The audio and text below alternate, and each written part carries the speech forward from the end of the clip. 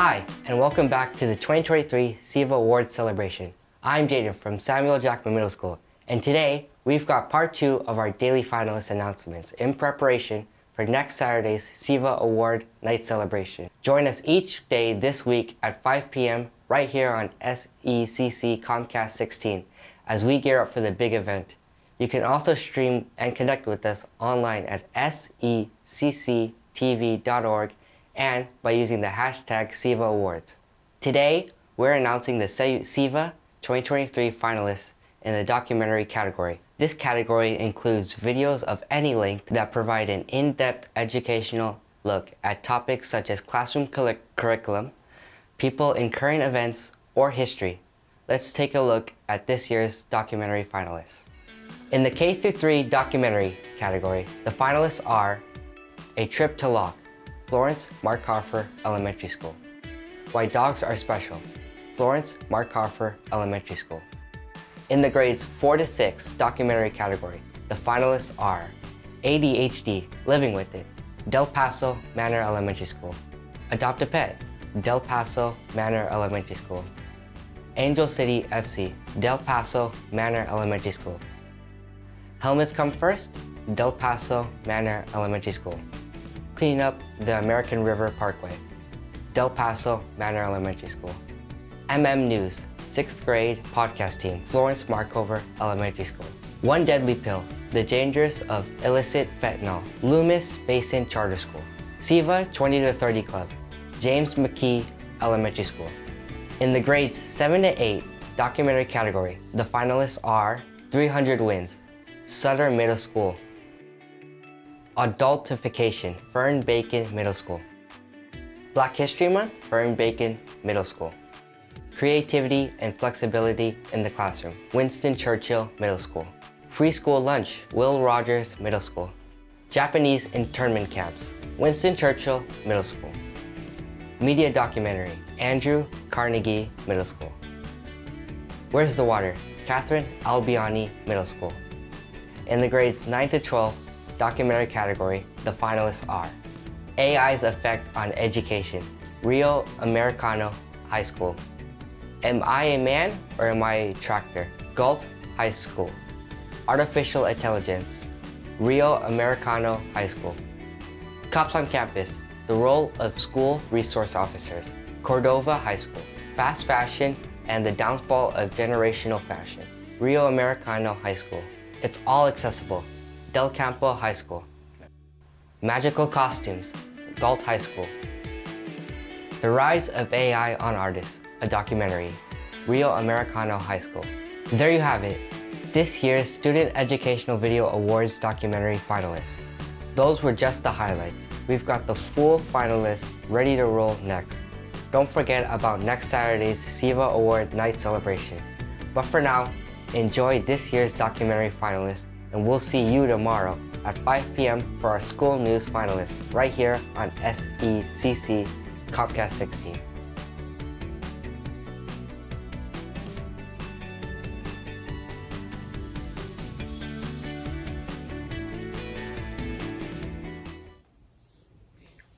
Wow, this is so interesting.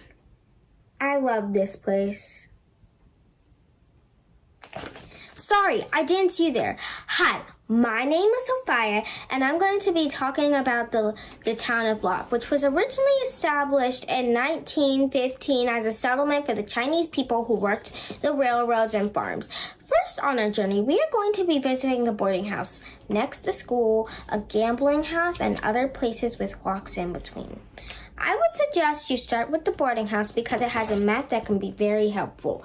Anyways, I will be giving facts at any time, so be ready to learn some new things. And now, the boarding house. This acted like a hotel for the people who worked the railroads and the farms. People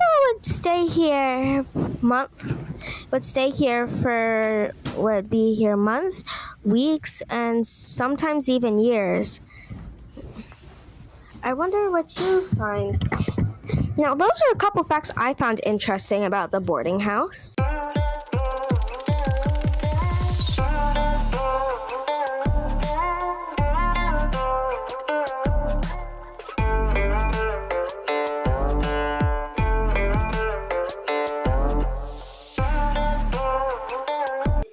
Next on our stop is on our journey is the school. The school is right across the street from the boarding house. So I'll meet you there. Next stop, the school. The school was a wonderful stop. I hope you go visit it.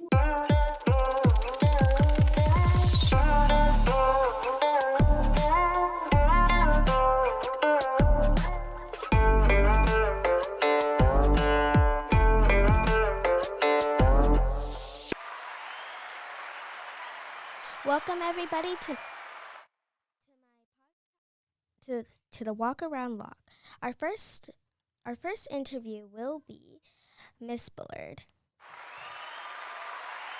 Miss Bullard.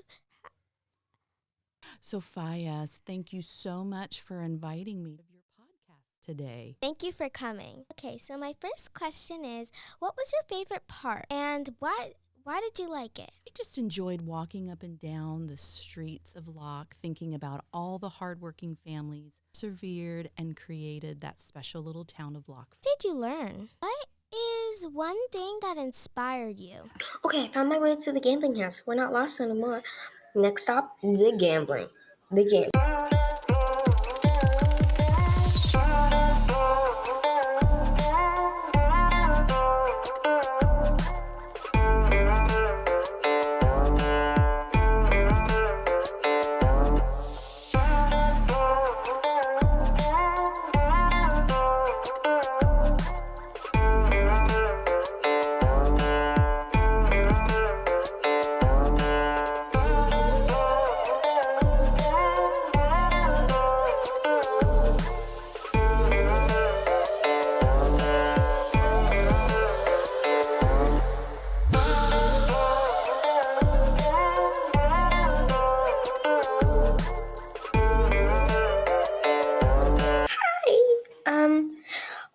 I'm gonna be visiting other places with walks, okay?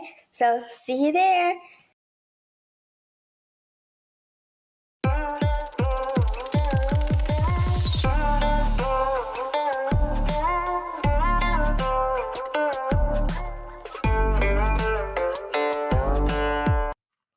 Well, we're starting to get to the end of our video. We're checking out other places, more walks that I went through. I wanted to tell you about my favorite parts about the town of Locke. It's such a wonderful place, and I encourage you to go visit it. In the credits, there's where you will find the location. I really hope you go there. So my favorite part about going to Locke was how I just got to see all these cool artifacts in person. Like, some of them might be like the gambling house. Seems like that's just a copycat, but this was probably just sorry, if you're a kid, this might have been made before you. So you might have just been using it. Who knows? So I just wanted to share with you about how wonderful it is to actually go see these things that have inspired the things we do in person. And I hope you've learned a lot from it too. Bye. Hello everybody, and my name is Sophia, and we are going to be talking about the town of Locke Walk. I'm here with my mom, Lindsay Smith, and we are going to be talking about a couple things she learned and what she did. Okay, my first question for you is, what was your favorite part? Why? My favorite part was the boarding house. I thought it was very interesting to see the rooms that the workers stayed in, as well as seeing some of the things that they brought from China to help it feel more like home. Okay, my second question, what inspired you? Why? I think the things that inspired me were, for example, there was someone who had a ledger of all the money he had earned. And I think it just goes to show how similar people are across both time and space. And we all do very similar things. What did you learn? Well, it was fun while I'm it not lasted, originally but from the tour California, ended. so I learned a lot I about really how loved touring that place the with you. people who came Did from you? China helped build Well, not just the it's railroads, time but to go. also really influenced the agriculture and helping uh, everything around here in the Delta. Thank you very much for your time. Thank you so much for having me. Thank you.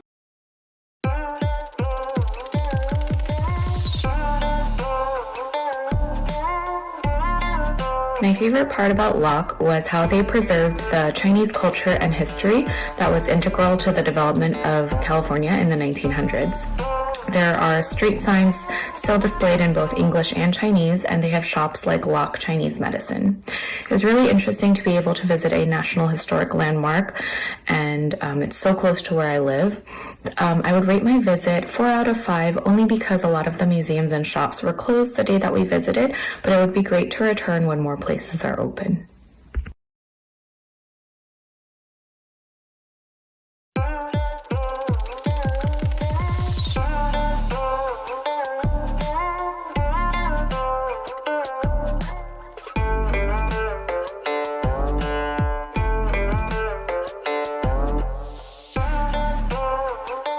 Dogs are really good for our mental health, and they're just really good to have. Let's go check some dog owners out and see what they think about their dogs.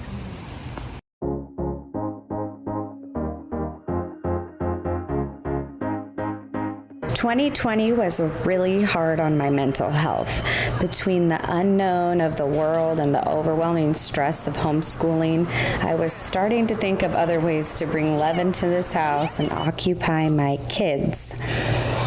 I have always wanted my kids to grow up with a dog, and Basil was the perfect match."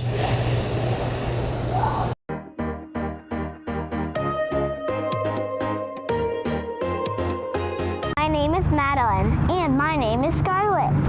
How old is she? 6 months. So these dogs are so special to me because they've just been in my life for a really long time. It's just I've always snuggled with them, and it made me feel so happy.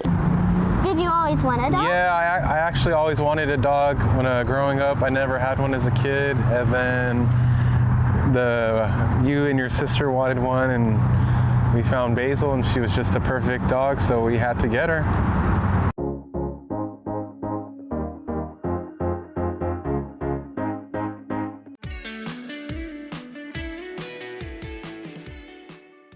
Hi, I'm John.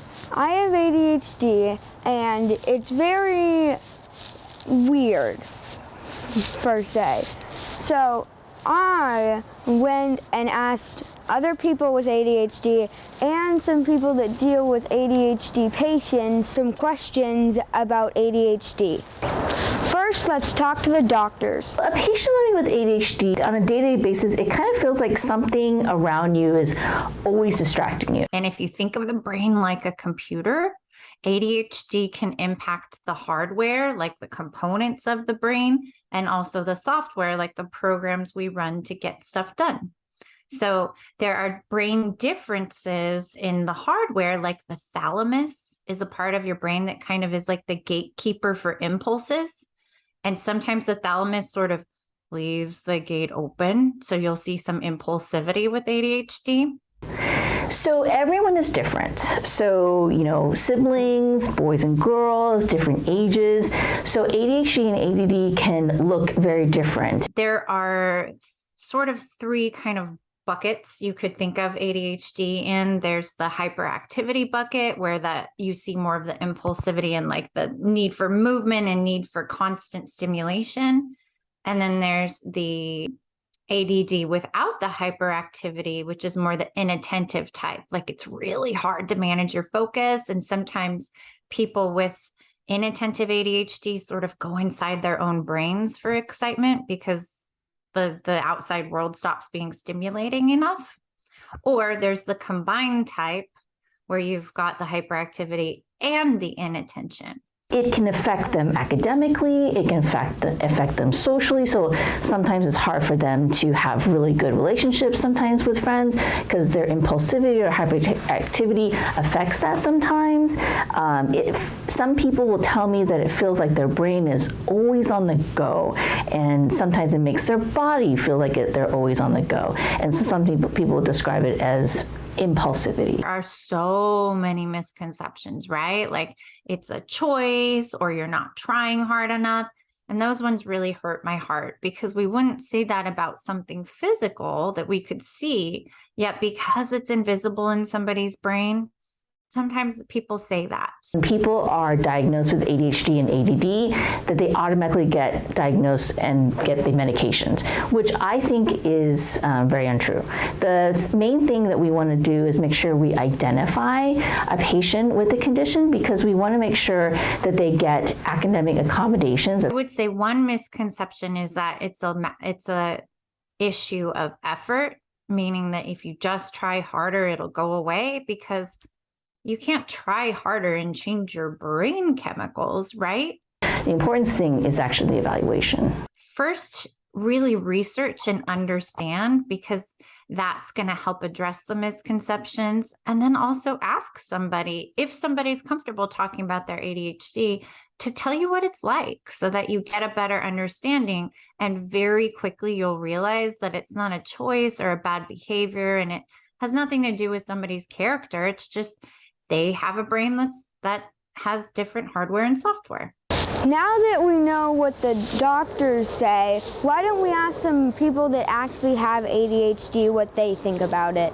Living with ADHD, it can be hard at times when I'm at work and stuff like that, because there's so much stuff going on and it's hard for me to stay focused. As a person with ADHD, I don't know what it's like to not have ADHD. There are a lot of experiences that I think of as normal that might not be normal to another person, but I think ADHD has definitely benefited my creativity. I always have to take a few moments to slow down my brain and process things a little bit better. So I am fairly good at being able to make things up in my head, whether it's a design for a project or a scenario, which can kind of backfire sometimes. It can make it a bit harder to focus on people during conversations. And some strategies I used, if I was noticing that I would get off task, I would start asking more questions about the topic, and that usually helped a lot with staying with the class and being productive. It can make teamwork a little bit interesting because I do have a bit of a problem with procrastination, so it's really important for me to hold myself accountable for team projects and activities where I'm working with other people. With both those things about ADHD, I feel like I more know how it impacts me and some ways that I can deal with it. So that about wraps it up. Bye. Whoa, we're not done yet. I have had an opinion and would like to share my thoughts on this and what I do. I generally get up, when I feel like I need to move, I get up and go get some water, or have a fidget that I use to fidget with instead of fidgeting with my pencil, to kind of keep that energy inside me better expressed. Now we're really done.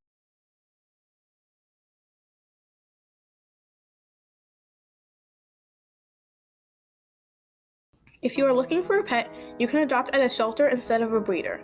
Beyond just helping an animal in need, you're giving a rescue an opportunity to be themselves and get a second chance. You give them the chance to start over, according to the ASPCA. Recently, I made a trip to the SPCA and got a chance to hear from the adoption manager about why adoption is so important. To foster or adopt, because the shelters, especially right now, are getting more inquiries for need than we are for getting people to help us. So we can't save animals if we run out of room. So we need members of the community to take them into their homes, either through fostering or adopting, to alleviate the strain that the shelters have been facing recently. Adopting from a shelter can also help break the cycle of over-pet population. Even doing something as small as adopting or fostering can make a huge difference. If you want a smaller animal, most shelters have a variety of different small animals to choose from. We do dogs, cats, rabbits, guinea pigs, bunnies, rats, mice, parakeets, cockatiels. We've had bearded dragons before. If you are looking for a lower energy companion, some shelters even offer special senior animal discounts.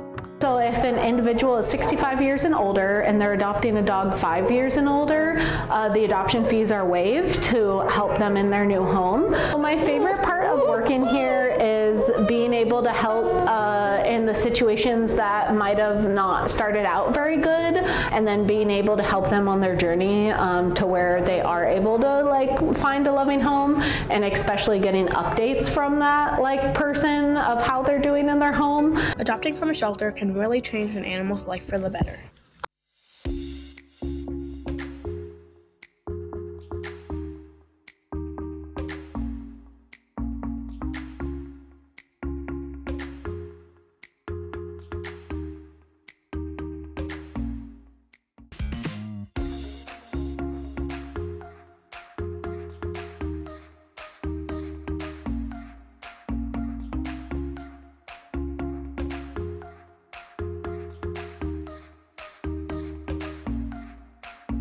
We built an entire business around using sport and entertainment to bend that curve towards equity. And it just makes waking up every day, because even when you lose, you know that you've had a positive impact somewhere. There are 3 founders of Angel City: Natalie Portman, the actress and activist; Kara Nortman, who's a venture capitalist; and myself, Julie Ottman, who's an entrepreneur. Kara has been a fan of women's soccer forever and went to the 2015 Women's World Cup in Canada with her 3 daughters. The U.S. women won the World Cup in 2015, and Kara was so excited, she went to about 9 different stores to buy jerseys. Nobody was selling the women's jersey. Over a course of a year and a half, Natalie got to meet the players, understood their challenges, and really start to question why they weren't paid the same, but also recognize that it's not okay. That didn't sit well with Natalie. She texted Kara and said, why don't we bring a women's professional soccer team to LA? Let's create the change we want to see. Let's do this. Kara and I have known each other for years. I'm an entrepreneur. She said, hey, can you help us figure out how to do this?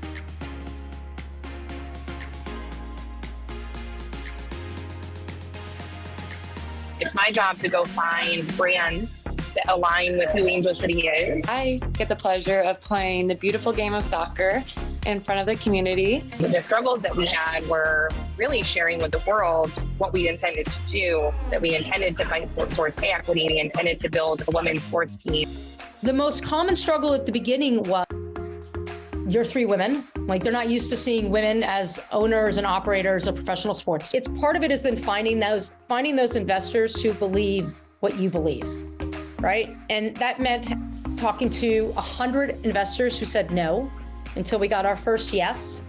And then once we got our first yes, it's just a little bit easier to. I love what I do because I get to be around great people and I get to have fun and play sports. They've really created a whole new segment of sports because people care about it a little bit differently than just watching if somebody wins or loses. So it wasn't just about putting 11 people on the pitch that were going to win every game. It was about creating an incredible experience no matter what happened on the pitch.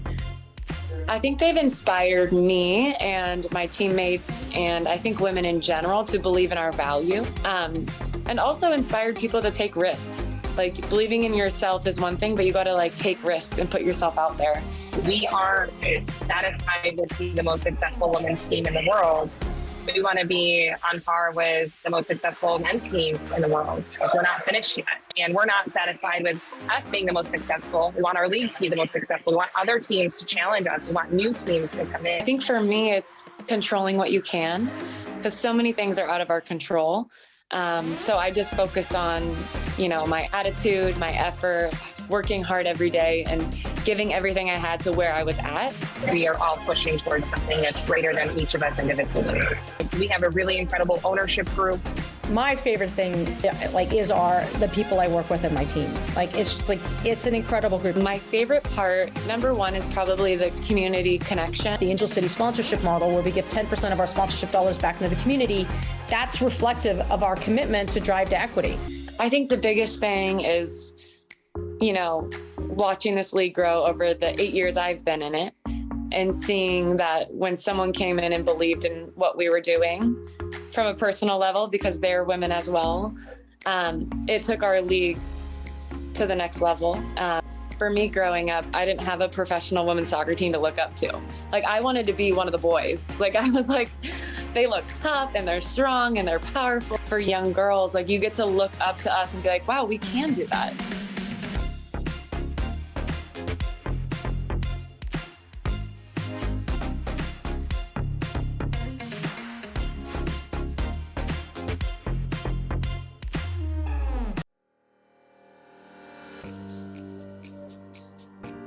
Did you know that there are 23,500 winter sports related to head injuries every year? Most injuries are caused by skiing and snowboarding. Are you wondering what a helmet can do to save lives? Let's see what Drs. Grace Kwok and Saint Janelle have to say about wearing a helmet while playing winter sports. Our brain is a very important organ. It is responsible for every aspect of our body, like thinking, moving, feeling. When you fall and hit your head, it causes a traumatic brain injury. The most common type of head injury I see is intracranial hemorrhage. That happens when someone gets direct blow to the head without a helmet. Such as in a collision with another person. Did you know that wearing a helmet can reduce 69% of the risk of serious injuries? Wearing a helmet can save your head from accident speeds of 20 miles per hour. Let's talk to some athletes with experience. If you fall, you'll break your head. If you have a helmet on, you'll not break your head because the helmet will save you. Helmet safety, use of a helmet prevents concussions and keeps your eyes and head safe from obstacles, people, and the ground. I think there are many cool-looking helmets. All the cool people wear helmets, so it's a good look. If you don't wear a helmet, you kind of look like an outcast. Wearing a helmet is very important in winter sports. It can save your skull and, most importantly, your brain. As more people wear helmets in the future, more people will be saved.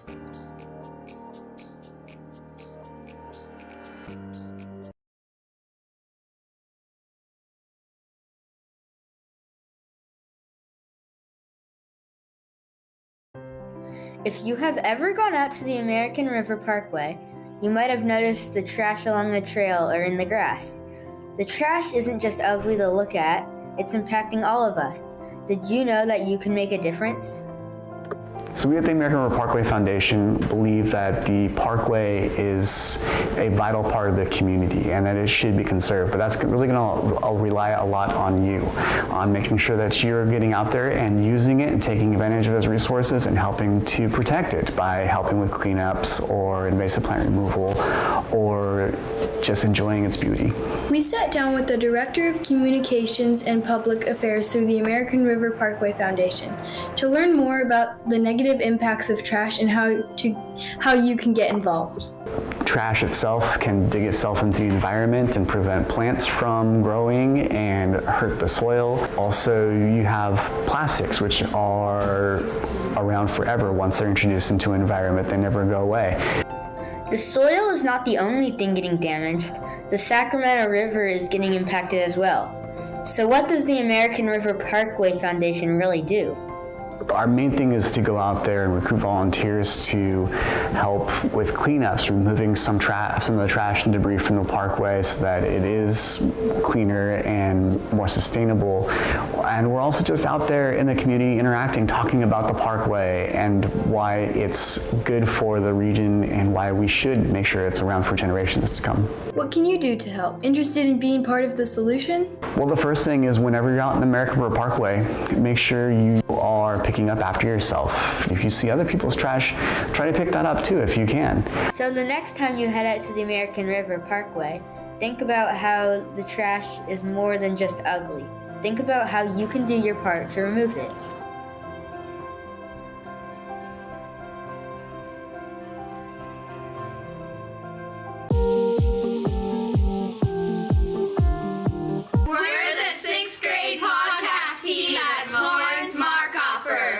And I'm the sound engineer. I stay behind the scenes and do sound effects and how loud or quiet the sound is. Kylie, and I'm one of the hosts.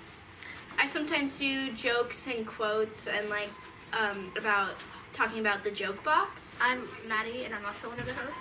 I also do jokes and quotes and sometimes announcements, and usually I'm the one to look up the different way to say goodbye at the end of our podcast. I'm Paige, and I'm also one of the hosts. I do jokes, I do the quote of the day, I do announcements. Like this week's episode, I did the announcement about Valentine's Day and candy. I like to say a different goodbye in a different language just to make it fun and interesting for the students to listen to it. The story is of how we started the podcast.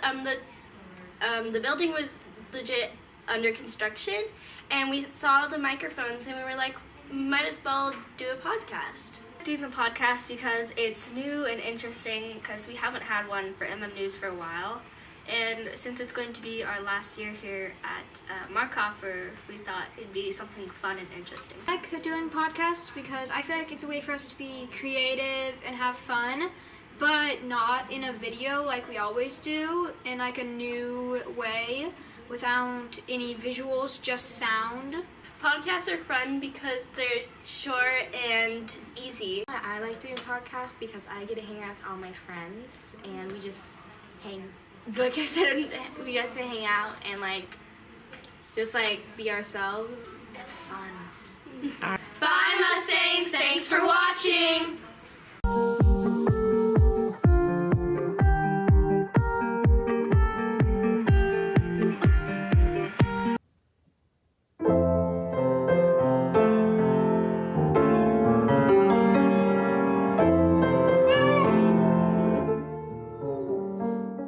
Zach Didier was a boy of just 17 when his life was tragically taken by fentanyl. He took what he thought was a prescription pill someone was selling through a social media app, and unfortunately it was not a real prescription pill, and it was a counterfeit pill made of fentanyl.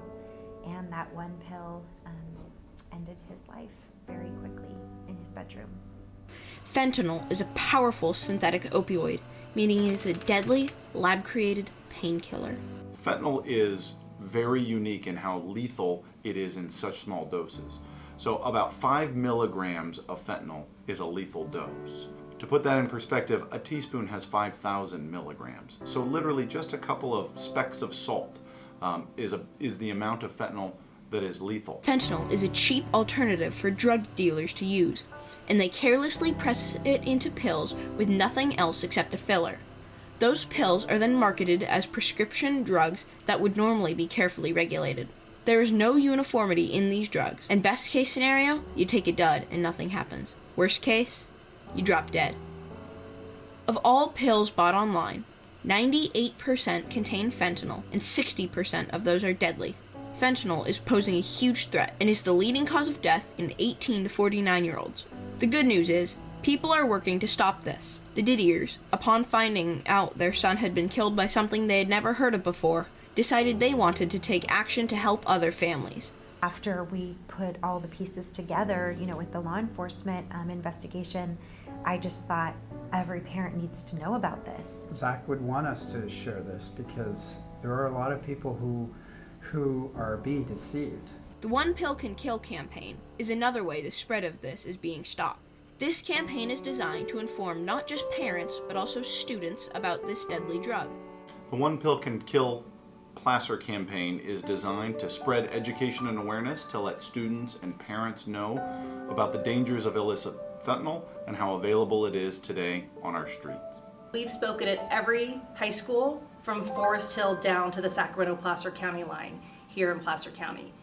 Typically we do 2 assemblies at each high school that we attend, And each one of those assemblies has typically 1,000 students at it. So between our high schools and we started reaching out to some middle schools, we're at approximately 30,000 students that we've spoken to and that have heard our assemblies. After educating so many people about this drug, the Didiers have one message to students everywhere. What is going on now is an evolution of a new danger that did not exist when your parents were your age. Your generation didn't start this problem, but you have, in my opinion, the most influential power to make a difference and stop it. So my plea to you in your class is to learn the facts. There are so many amazing resources, and to just share it with your friends, your cousins, your siblings, with your parents, and then just bring awareness as far and wide as you possibly can. So in conclusion, remember that feeling stressed or anxious is all right. If you are ever feeling uncertain about something, know where you can go to get help: a parent, teacher, doctor, or other trusted adult. Just don't go to social media, and never ever buy pills there, even if they look real.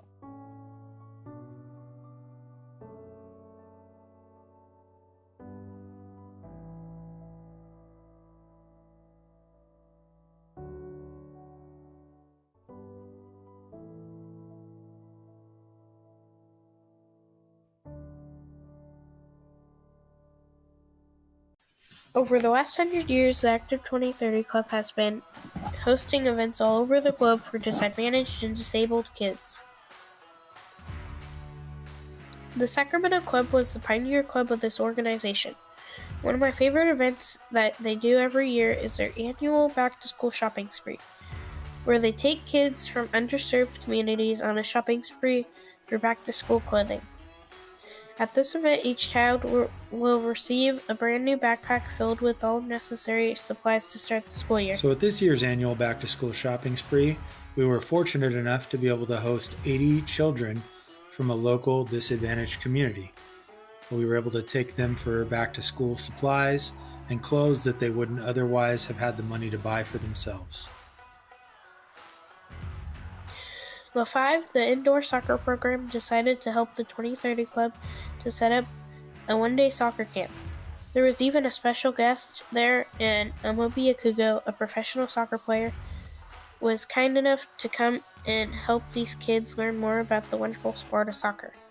One of the coolest and most unique things about this camp is that we're having current professionals, former professionals, well-skilled soccer players come out and teach these kids some of the skills and techniques that they'll need to move up in the world of soccer themselves. But the nice thing about this is we're also actually having those kids that come out to the camp give back to the kids with cancer. They have to bring an unwrapped gift for a child with cancer in order to participate in this soccer camp. There's no cost dollar-wise to participate, but teaching these kids that are coming to the soccer camp how to give back and what it means to give back is one of the coolest, most unique things about this organization. Last event was the Cancer Kids Christmas Party, which was really fun. There was face paint, a mad scientist, and even Santa. Some of the delicious treats there were cotton candy and popcorn. These are some of the events I have helped out at. So one of the coolest parts about the shopping spree is that we get to actually partner up with kids and take them shopping for the things that they'll need to feel comfortable going into the following school year. Other events that we do are the Charity Kicks soccer camp, which allow us to collect toys by having children from the communities around us in Sacramento come out and participate in a fun and exciting soccer camp where they get to learn new skills or develop their existing skills. And all it costs them to participate in this is one new unwrapped gift for a child with cancer. Those gifts would then go on to our holiday party, our Mike Smith Memorial Holiday Party for Children with Cancer, where we have many different activities. We have games, we have fun things to do. We have a mad scientist, we have a musician, we have Santa Claus comes and visits the children, and all of the children that are sick or within a disadvantaged community, like the kids that we serve with the shopping spree, they're able to come and visit with Santa and hang out with some other kids and just have a good time just for a day, hopefully lift their holiday spirit and give them something to be excited about. Each kid would go home with a brand new wrapped gift that they can take home and enjoy over the holiday. These events were a lot of fun. I hope that you can make it to the next ones. Thank you for listening.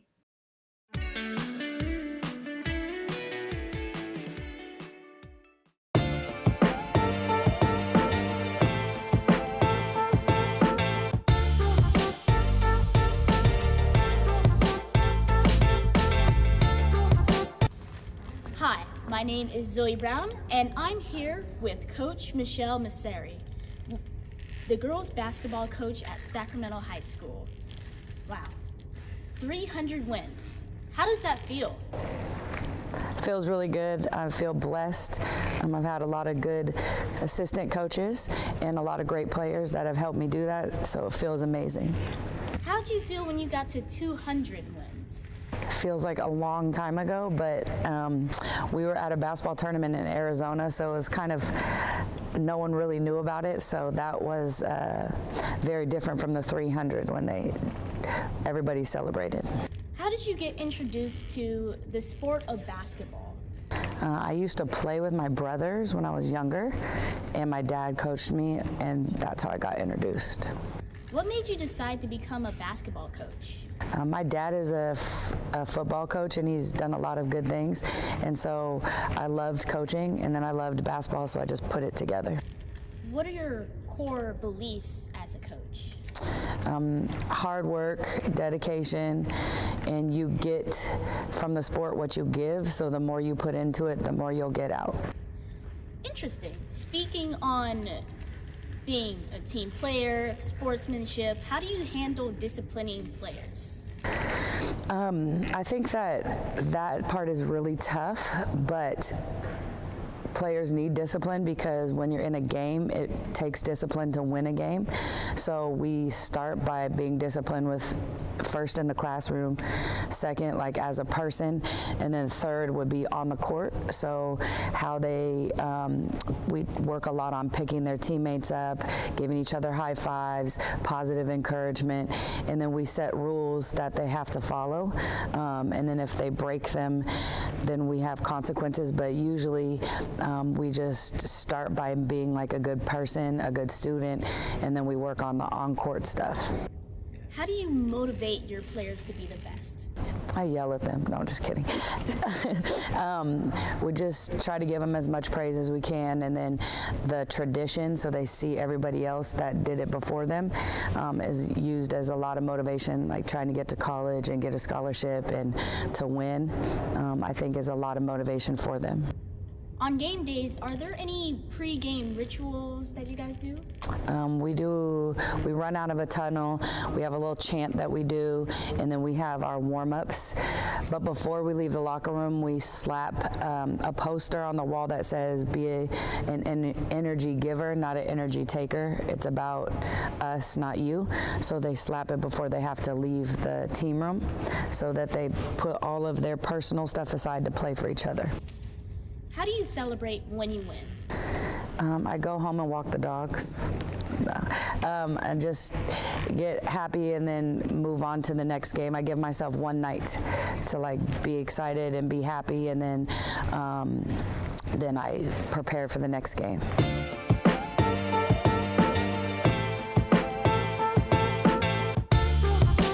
Adultification. Adultification bias is a recurring racial prejudice against children of color. Adultification is when a child is seen as more mature than they actually are and treated as such. At early ages, black girls are seen as more mature, more adult-like, and less innocent than their white peers. It was new to me. I hadn't heard that term before, and I had to actually digest it because I hadn't heard of it before, and it was like a loaded topic, and I wanted to get more information about it before I spoke about it because I just thought so many different things at once. I didn't know there was a name for it, and I thought it was normal. For Black girls, adultification is often the introduction to adult-like things, such as violence, sex, and drugs.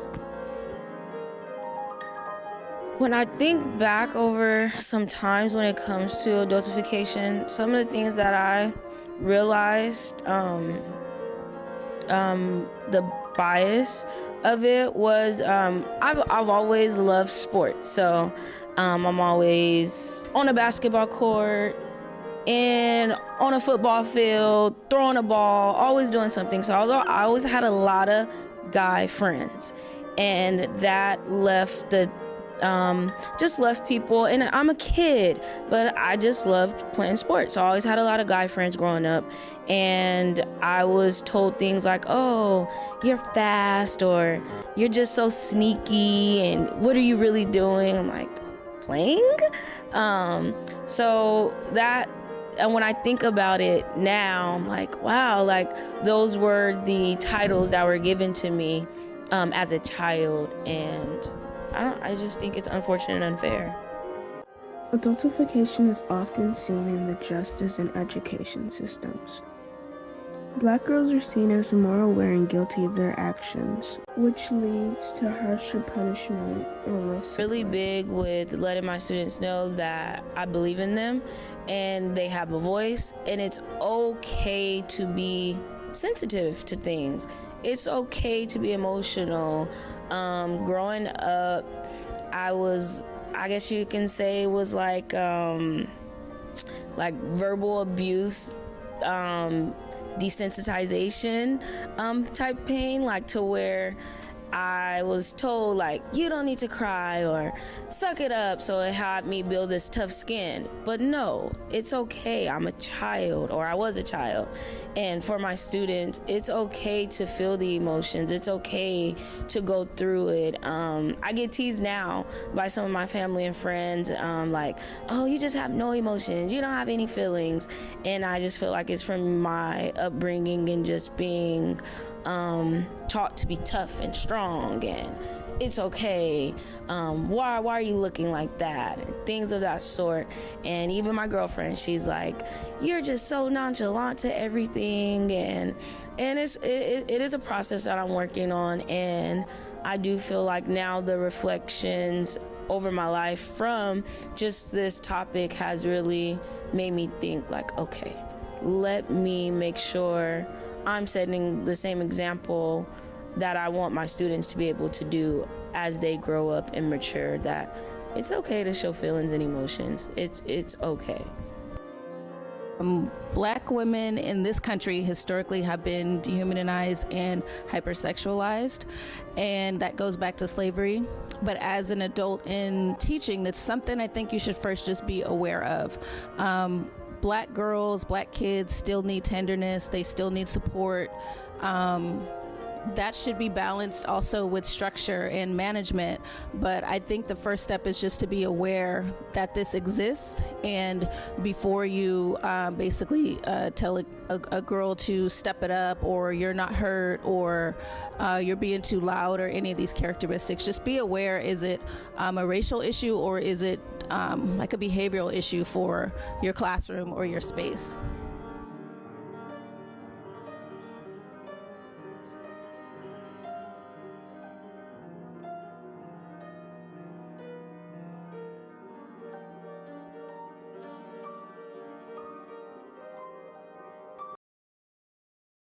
My name is Xavier Payne, and I'm 13. My name is Johnny Wilson, and I am 14 years old. My name is Carmen Massey, and I'm 13. Kimarion Hayes, I'm 14. My name is Gigi K, and I'm 13. Black History Month means to me is to know the history, what was behind it. Freedom and, celebration for our ancestors. It means it's a month for me and my family to celebrate our Black culture. Independence, just one word. I feel like it means independence. Strength, definitely. Michael Jordan and Kobe Bryant, because I like sports a lot, so I liked that when I was growing up. Frank Ocean, or any Black artist or person that is successful in life. Rihanna, her, and SZA. Probably Malcolm X and Katherine Johnson. Probably Beyonce and Rihanna. They show a lot of, they're powerful, like their voice, their actions, and they know how to carry themselves. When I'm at home, because I'll be at home all the time, and I'll really be out. When I'm with my friends. I would say at church because there's a lot of African American people there and people in my skin. Probably playing basketball. When I'm around people that's like me, like I can talk to them, be myself around them, and they understand how I am. Probably experienced racism like twice, but it was just like some white kids like saying like the hard R and stuff like that. So like how to overcome that is just I don't really even pay attention to them because like they just say a word and it doesn't really faze me. I definitely have struggled with that, and I feel like I overcome it by just, I don't know, like affirmations and just trying to convince myself that, you know, I'm all that. Yes, I have on multiple occasions, and it still happens now. I think I just like talk to it with somebody and like try to get all my feelings out. Yes, I've experienced some problems with my skin color, but I overcome it by ignoring. I don't really hear what they're saying. Yeah, and I try to just ignore it. To know what the history was and what we went through, like slavery and stuff like that. It's important because what used to go on back in the day is very, you know, serious, and I feel like it's amazing that we kind of just, you know, have gone through that and things are much different now, and it's nice to celebrate it. Because other cultures that are not African American, they probably won't ever understand what it is to be Black and what it means to be African American. And I think that's a great opportunity for not only us as African American people, but other cultures to find out what it means and how it is. Because it shows what we went through. You know, it was tragic. So I just feel like we should learn about the past of our ancestral Black fellows. I feel it's important to celebrate Black History Month because we need more recognition to our people. It shouldn't just be for a month. It should be how it is with every other race, but we have this month, so we're going to take it all in and appreciate it. It feels good. It's all right. Some kids and teachers kind of make comments about my hair or just other things in general that have to do with like me being Black, and it's a little awkward, but for the most part, it's all right. Honestly, not great at all. Being my skin tone, I get a lot of comments about like how dark I am, why am I so dark, why is my hair like that, how come my hair is never done. But it's like a bad thing that this school has, I would say. Regular, I don't see any discrimination yet, so I don't got no problem with it. Being a Black student at Macon, it's hard. You have to, I feel as if like you have to hide your emotions, like how you feel when people like say something to you or look at you some type of way because the way you are. Yeah, but I would say is just be yourself and don't really care what others say about it, but what they say about you. I'd say, you know, you're really beautiful and you're silly, and there's still some things that I wish I would know myself about being a Black woman in this society, but yeah. I would say to my younger self that it's okay. Everyone's always going to say something to you. You're not always going to get over it. I would tell him to just prepare for the future because either way, it's still going to be some challenges you face in life, so just get ready. I would say you have to be strong.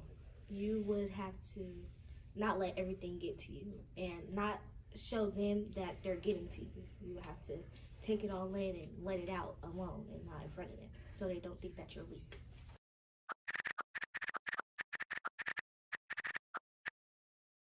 Happy Black History Month! as an educator, I really want to drive my students to be passionate about whatever they're doing. If students don't feel the ability to make mistakes and to have a space where they feel safe, they don't really engage with the materials. Flexibility is key in the classroom in order for students to feel successful and confident. Students don't have flexibility, they can't learn how to cope with life, really. So learning how to be flexible in the classroom is a really important life skill that all students should practice. By having flexibility, whether it's with the due date or how an assignment works, it's able to make sure that I don't stress out a ton over something and have it not be what I know that I'm able to present to the world. And when teachers are flexible, it also makes students feel safe. It makes students feel like they can accomplish something, and it really, really, really helps with student engagement because students start taking ownership of their learning. Flexibility really speaks to that need that we all don't learn the same, and that's okay. We can celebrate our strengths, and we can use collaboration and communication to gain knowledge and understanding from others. Without flexibility, I wouldn't know how to solve a twist on a project or on a problem. Being flexible and teaching students to be flexible allows those confidences to build and helps them to be a better student and helps them to actually like being in the room and attempt to not hate the material. As individuals, we all have our own strengths and weaknesses. When educators allow flexibility within the classroom, we're providing students to spotlight their area of success and lean on classmates for areas that maybe they need support or encouragement. I can help and be flexible to help them be successful. The idea of flexibility is key in bringing out the best in every learner. Letting students be themselves is really, really important, and that is an important part of being a flexible teacher. Creativity drives passion, and that passion is what sparks engagement in learning. I find that when I'm able to be creative in the classroom, I am able to express my ideas and what's going on in my brain about a certain subject or topic a lot better. Being creative allows all different kinds of students to connect to whatever they're learning about. Creativity is key in having students have an opportunity to find that passion for whatever it is. It's important to be creative in the classroom because it helps you solve problems. When I see that we're having a guided instruction and students are sharing their ideas and their thinking, and you can see their hand goes up really quickly and they're ready to share and they're excited, I can see that that's a spark of interest from them. So I'm going to lean on that a little bit more and maybe ask for their information or what they know. I really try to have my students drive the instruction that's being done within the classroom to help the success of everyone else. We try really, really, really hard to build a positive classroom culture. We have more discussions in class because I feel that I'm better able to get my ideas out in a discussion than writing them down on paper. Talk with the other students in our class to figure out problems and share our ideas. We can move the desks around and we can relocate to different areas as we need to. And then we also have the idea of flexible seating. Some students think better and process information better when they have an opportunity to stand, while others do really well on wobble chairs or sitting on the floor with a clipboard or your traditional desks. I offer a lot of flexible timelines when students communicate with me. I will occasionally kind of hit a wall with being able to do things, and just having an extra day makes it so I don't have to stress about my assignment or about how I might not be doing it to my full potential because I'm kind of nervous about it. It could be something as simple as when students are doing a written assignment. Some students are writing it, some students are typing it, some students work with a classmate or myself to annotate their thinking and get it down. Allowing students to do it in a way that makes sense to them. I feel like students are able to learn when they're provided an opportunity to be creative because they are passionate about something, they take ownership over it, and they're excited. When a side conversation builds a really important classroom culture moment, you have to take advantage of that. Nobody really remembers what page you were on in this textbook on this day.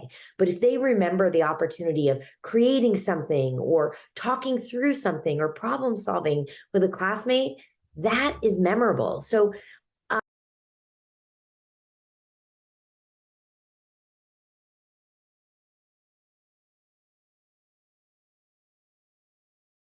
My name is Gabe, and this is our documentary about school lunch, and now let's see what people think about it.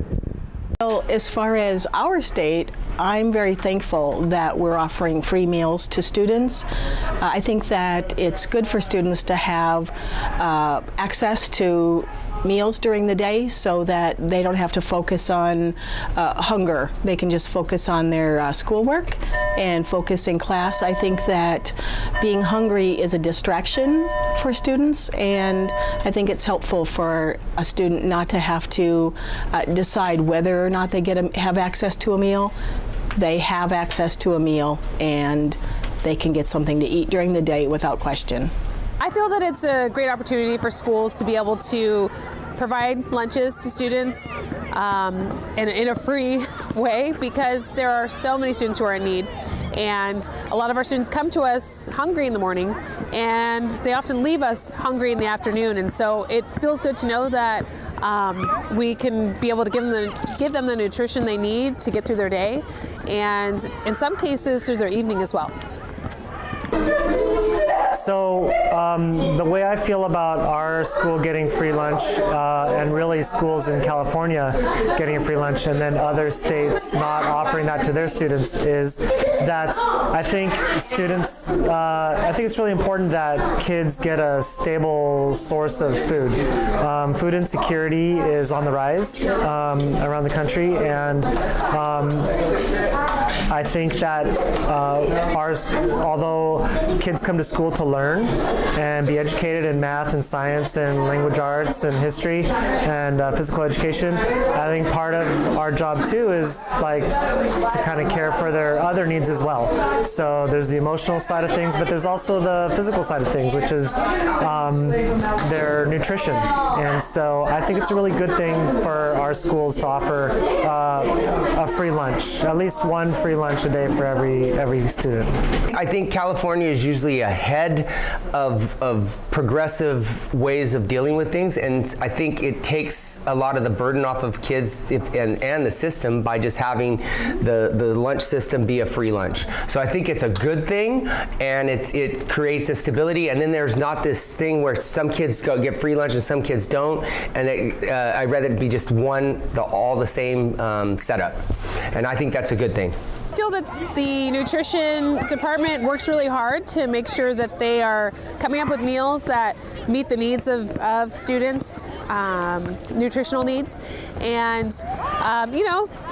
students will say what they want to say about the taste of food, and we did too when we were kids getting lunch from the cafeteria. But I know there's a lot of work that goes into choosing food that meets nutritional needs of students. I think that our meals are very nutritious. One of the things that I like about what the school offers is fresh fruit and vegetables every day. We have a really good produce company, and they have excellent fresh fruit and vegetables, and it changes every day. So the nutrition services in San Juan Schools offers a variety of fresh fruit and vegetables, and they also offer canned fruit and vegetables as well, so there's many options.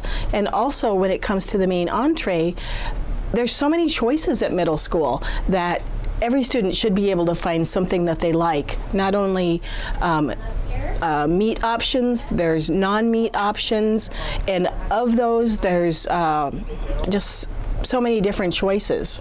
I think it's really cool because we all get to eat lunch and we have a good time. The school food is actually pretty good. That was our documentary about school lunch, and I hope you learned a thing or two, and also that you should be maybe a little more grateful that we get free school lunch, because most schools don't really get free lunch. I'm Gabe, signing off.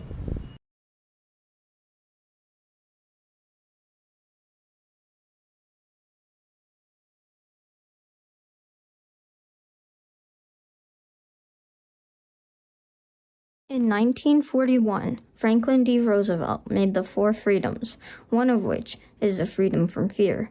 Later, in 1941, a war between the U.S. and Japan started. This led 127,000 Japanese Americans into concentration camp based off of the fear that they would act as spies or saboteurs for the Japanese government. Unfortunately, both my grandma and grandpa were part of the 127,000 Japanese Americans to put in a concentration camp. They were both put in a camp called Tule Lake. My grandpa was in Block 10, while my grandma was in Block 13D. It was June 3rd, 1942. My mom, My father, my mother, 3 siblings, older brother, my older sister, and me.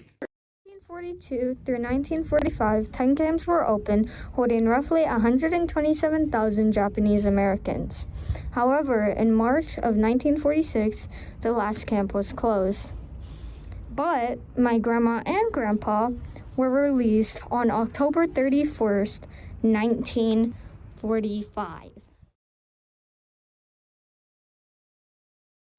They had activities there for us, I know. I was too young, but we had nursery school started and school started for the older kids. They did have one big dining room that we would all share, and there would be cooks, and we'd all go there to eat when they tell us to.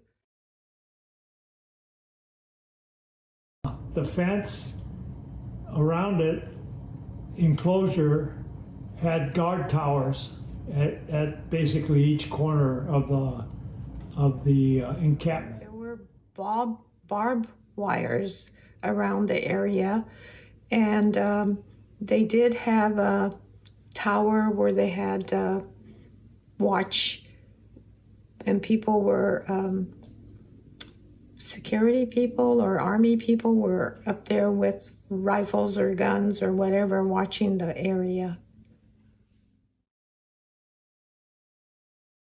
I was put into camp when I was only like 6 months old. I was only 1 day away from being 1 year old. Although the 4 freedoms, especially the freedom from fear, have kept most people safe, this is a great example of endangering others to keep quote-unquote everyone safe. To me, it is weird that Roosevelt issued the 4 freedoms in 1941, but shortly after, in 1942, he issued quote-unquote Executive Order 9066, which is internment camps for any Japanese person, regardless of citizenship. However, it has kept most people safe since then, with very little conflict and wars, so it may not be that bad.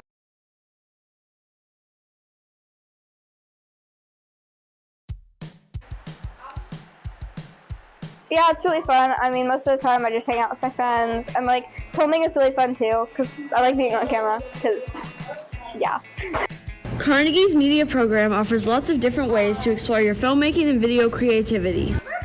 In the PSA commercial crew, I basically every day I go out and film stuff to make content for the Carnegie Connection, and I film stuff like B-roll, interviews, and then I put it all together to make a PSA about important things coming up at the school, and then that goes on the Carnegie Connection. The media students have jobs that they work to improve on every day. I'm the camera operator. That's my job. My job in media is video engineering. Currently, I'm in the news crew, but I was in the media crew. My job in media is main anchor on the Carnegie Connection. Every day, the students spend the period working on what they do for their jobs. In media, currently I'm on the PSA commercial crew, which is really fun because I get to make the content for the Carnegie Connection. I'm also doing that. Being on the PSA commercial crew, we get to make content for the Carnegie Connection while the anchors aren't on. You get to go out and you get to make your PSAs on like random topics for school. Yeah, my job is really fun because I get to work with a lot of people and we all get to work together to make commercials. Every morning, the media students have a live announcements broadcast for the whole school. Here's a look behind the scenes. For the Carney Connection, we tell everybody what's happening soon. I really liked being on camera. It was very fun because I just got to hang out with my friends and just have a good time. Being a video engineer, I control the segments on the Carnegie Connection and switch them to commercials and stuff. Being the camera operator, I when different groups of people come on for birthdays and weather and leadership, I always move the camera to and adjust it so that people are on correctly, They'd just be everywhere and the camera might not even be on anyone at all. So it helps a lot. When I was in the media crew, we rotated jobs a lot, and I liked that because I got to make new experiences with my jobs because there was multiple to do. Honestly, my favorite job has probably been the anchor because I got to be on the Carnegie Connection, which was really fun because I got to get there early and get to read the script and explore all that. And when I was on the Carnegie Connection, it was really fun because if I messed up, I could just laugh about it, and I could always rewatch it and just laugh. Hey, no phone.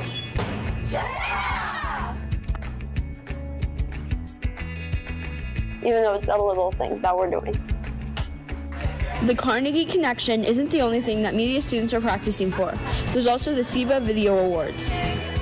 We spend about 6 months making videos. And so just making tons and tons of videos, going through and figuring out how the video creation process works.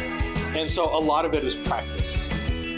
Going through the processes of making videos and really practicing what it is to make quality videos. The idea is that by the time we get to SEVA, we've got things for you to work with and that we can kind of tweak and make improvements to, but you've kind of got the basics of it already done.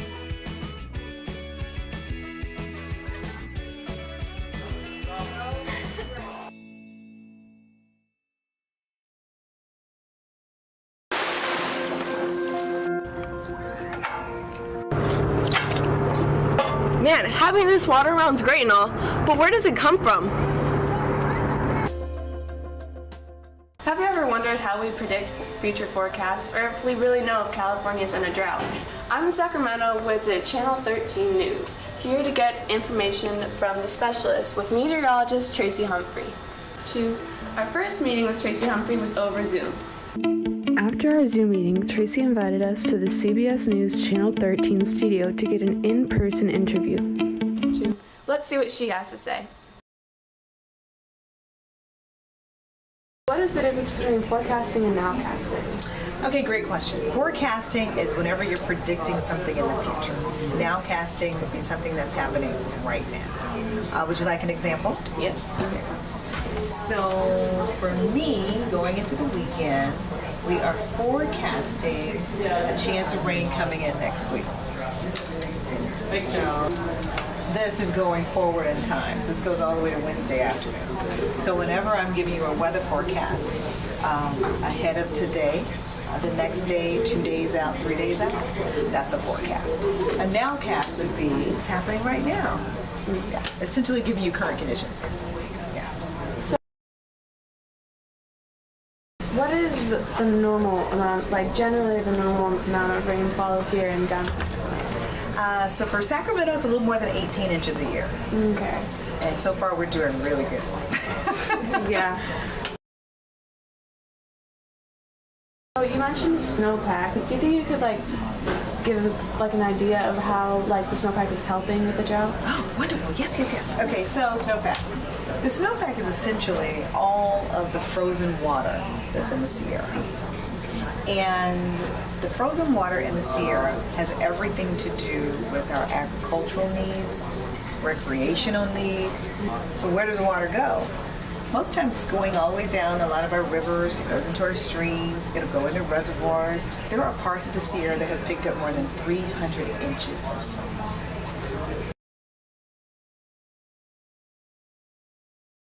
So speaking of ways we get water, what are atmospheric rivers? I love atmospheric rivers. Yes. Okay, an atmospheric river is essentially a river in the sky.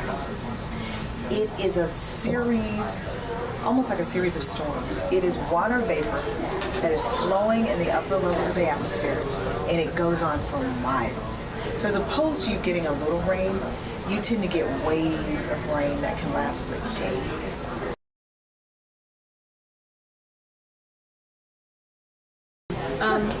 Do you know which reservoirs are holding up most of the rainwater? So right now, Lake Oroville is 70% of capacity, 82% for New Bullards, Don Pedro 75%, Lake Shasta's 59%, Folsom 54%. So this is our drought monitor. This was our drought monitor the beginning of October, which is the beginning of our water year. And you could see extreme drought was 43% of the state. That's the red that you have here. Orange was severe drought. That was 94% of the state. That was before all the rain came. We went from 43% of the state in extreme drought to 0%. We went from 94%, that was the orange shading, to 32%. Fair to say that based off these numbers, this rainfall is like doing us like some good right now, like especially after like this drought. Yeah, we're doing really well. However, it takes years in order for us to get into a drought, right? So it's going to take more than 1 year to get out. We still have a lot more to go. Yeah. Do you think it's possible we could fall back into it? Yeah.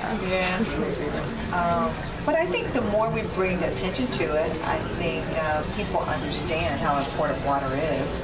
Because if we don't get a lot of water, normally we get a horrible wildfire season. Yeah. And they're all interconnected. So I think people are finally starting to understand that process. Well, thank you for coming. Did you have a good time? Yes, I did. Yay. I'm glad you took the time to send the email. Yes. I know we're super busy, but I like sharing what I know. And the more you know, I mean, you're the future, right? So I think it's important that we share our information about our weather in California. Yeah. Hopefully by now you have a little more of an understanding as to where our water comes from. This water helps in our everyday lives, such as the water we drink and the pools we swim in. I know that I sure have learned a lot.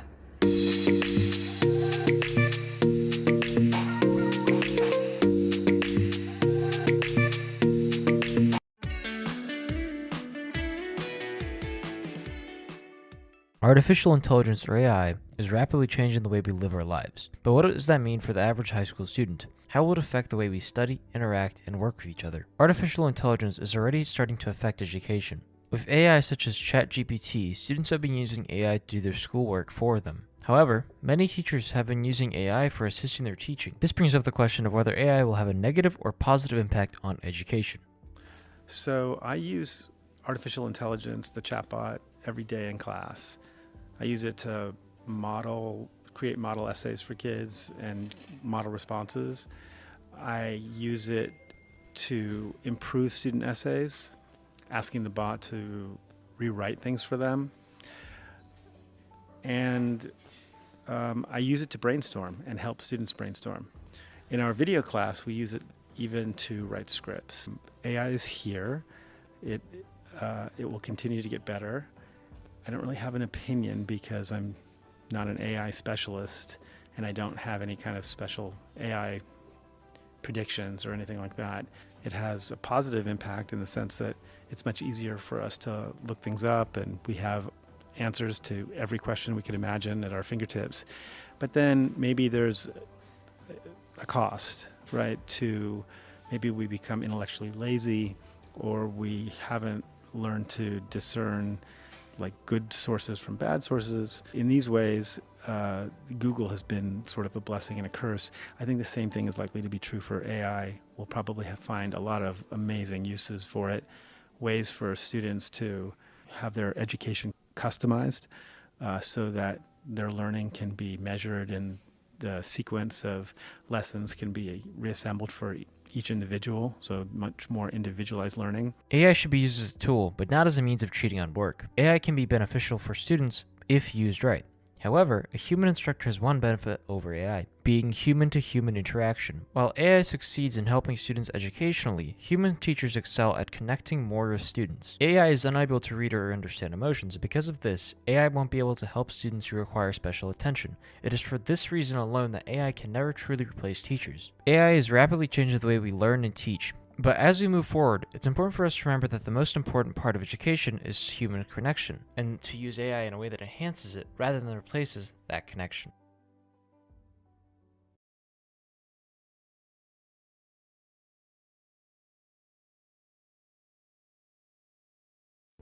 I want to try something new and tell you about an amazing thing that happened to me last Halloween. An organization called Magic Wheelchair and my high school engineering department got together to make me an incredible Halloween costume. About a year before, they asked me a few questions about what I liked. I told them I liked the Farming Simulator video game. Then everything else was a big surprise until the big reveal. We met at our high school engineering classroom.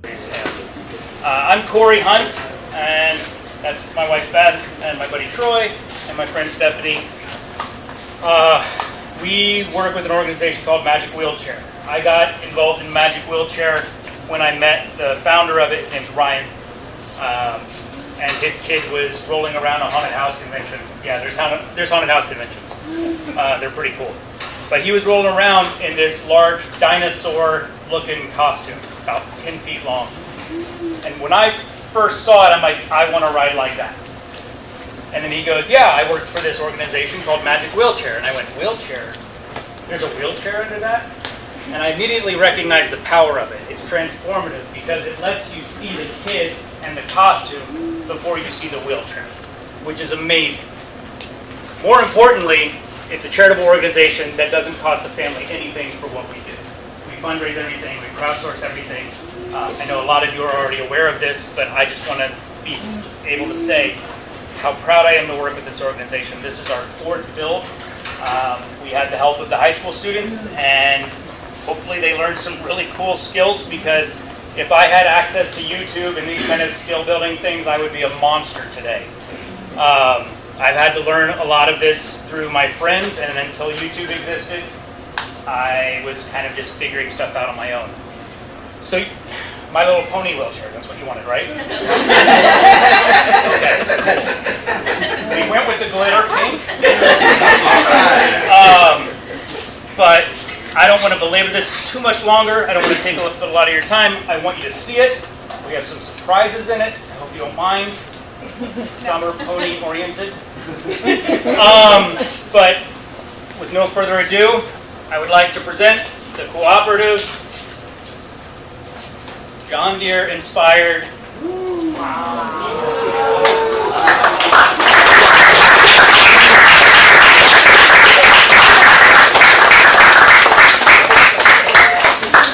The wheel spins.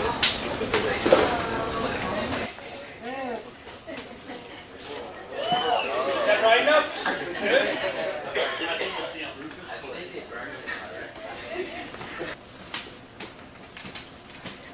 Got your name on there? And we got a hazard thing here. For when you slow down traffic. Like all farmers do. Alright, cool. You want to load them? Hey buddy, look.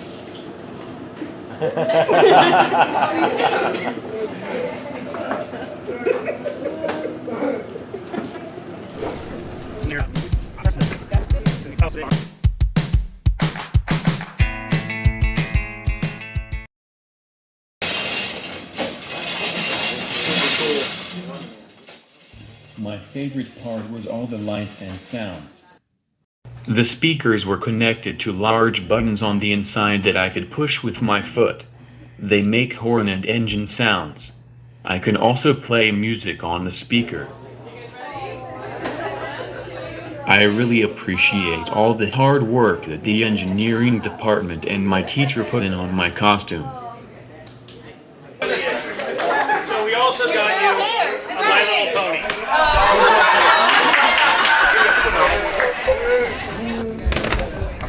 I'm good on the gap over here. We're good. Okay. Oh yeah. And then someone would pick it up and all of them would fly off. They didn't think it was. You just gotta wait. Okay, who's driving back here?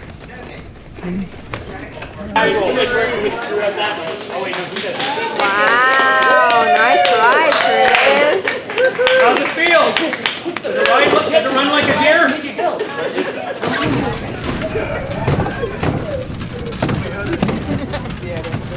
His face, he's laughing so much.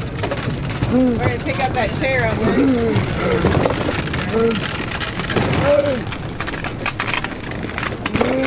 Yeah, Chris. I'm spinning the wheel.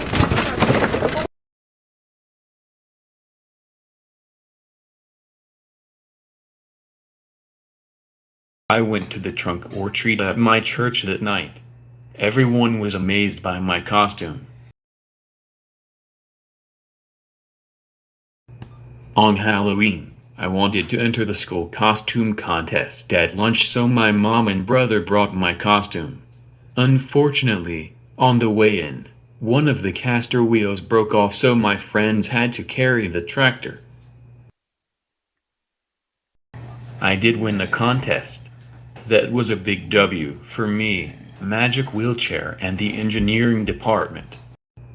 This is me with my principal and the engineering teacher that helped put the whole project together. After the contest, we went back to the engineering shop and fixed the wheel so I would be ready for trick-or-treating that night. Trick-or-treating with my family was so fun.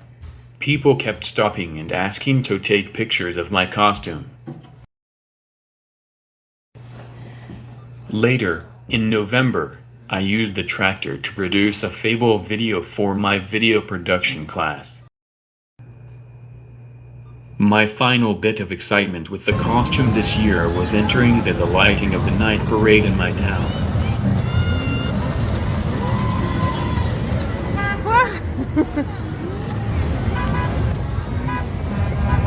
Merry Christmas! We had so much fun in the parade. Unfortunately, right at the end, the other front caster wheel fell off. We had to wait for a rescue in the rain. The tractor comes apart for easier storage. My parents spent Christmas break finding a home for my tractor in the garage. I am excited to use it again next year. Here are some behind-the-scenes shots of the engineering students and Corey Hunt working on my costume.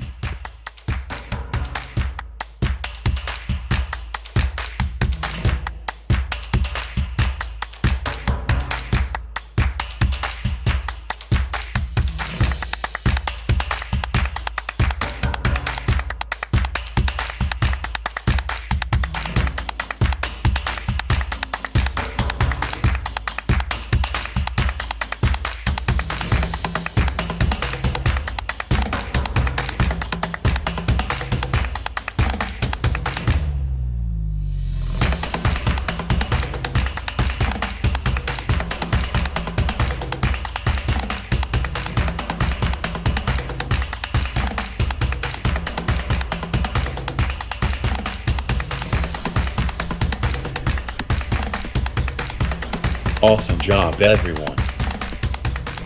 I think that Magic Wheelchair is an amazing organization. It meant so much to me that they were willing to put in so much time and effort to help me have a costume that my wheelchair became part of. I loved that people noticed my costume and not my wheelchair. It was awesome. Thank you to everyone who made it possible.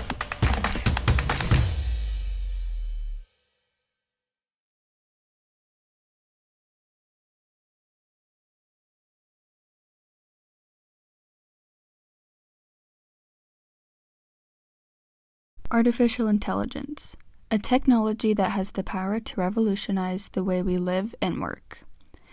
But as AI becomes more prevalent in our society, one question is becoming increasingly important. Is artificial intelligence biased? I talked to PhD researcher student Pat at MIT about the rise of AI. And here's what he had to say. Yeah. So the kind of AI that we see right now, I mean, right now we're living in the world where every day we see new advancement in AI technologies, and specifically in the area of generative AI or AI that can generate information, either image, text, video, audio, all kind of information, right? And when you have an AI that can generate almost anything in a very short period of time, it allows people to get response or information at their fingertip. Many times this AI can generate something that are very very convincing. Yes, it may sound convincing, but this answer may be biased. And as young students, we are the future decision makers who will shape the way AI is used in our society. But before we dive deeper into the world of AI, it's crucial to understand the potential biases that can be presented in AI systems. You can ask, a language model like ChatGPT or GPT-3 any question, and it will always come up with answer that seems correct or sounds very sophisticated and sounds like something that an expert would say, even though this model have no real understanding of the world. It's just learning statistic from being trained on a large number of information, like huge data set on the internet. One of the biggest concerns about AI is that it may be biased. This is because AI systems are only as unbiased as the data they are trained on. An example of AI being biased could be it being compared to a Google search. When you ask AI and Google the same question, AI will generate one answer, while Google will provide you with many different sources for answers from many different points of views. So there are many ways to use AI. Right now, I think because this is a new technology and people are still figuring out what is the best way to use it. There is a movement, I think, to try to ban this technology from high school or from education. Like, just don't use it. Block it from high school internet network or whatever. That, I mean, could help in the short term while we are figuring out how to deal with this. But in the long term, the student, the parent, everyone that are, in our generation, we're gonna grow up and we're gonna, continue our life in the era where we have this technology. They're not gonna go away, and the capability gonna keep increasing. So we should, educate the student and people of the future to be able to use these technology for their own benefit. By learning about how to create unbiased algorithms, we can ensure that AI systems we create in the future are fair to all individuals. It is important to remember that AI is not a magic solution. It's just a tool that can be used to make decisions. And like any tool, it can be used for good or bad. As future leaders in the AI industry, it's our responsibility to use AI ethically and responsibly. By understanding the potential biases in AI and taking steps to reduce them, we can ensure that the future of AI is inclusive and fair for all.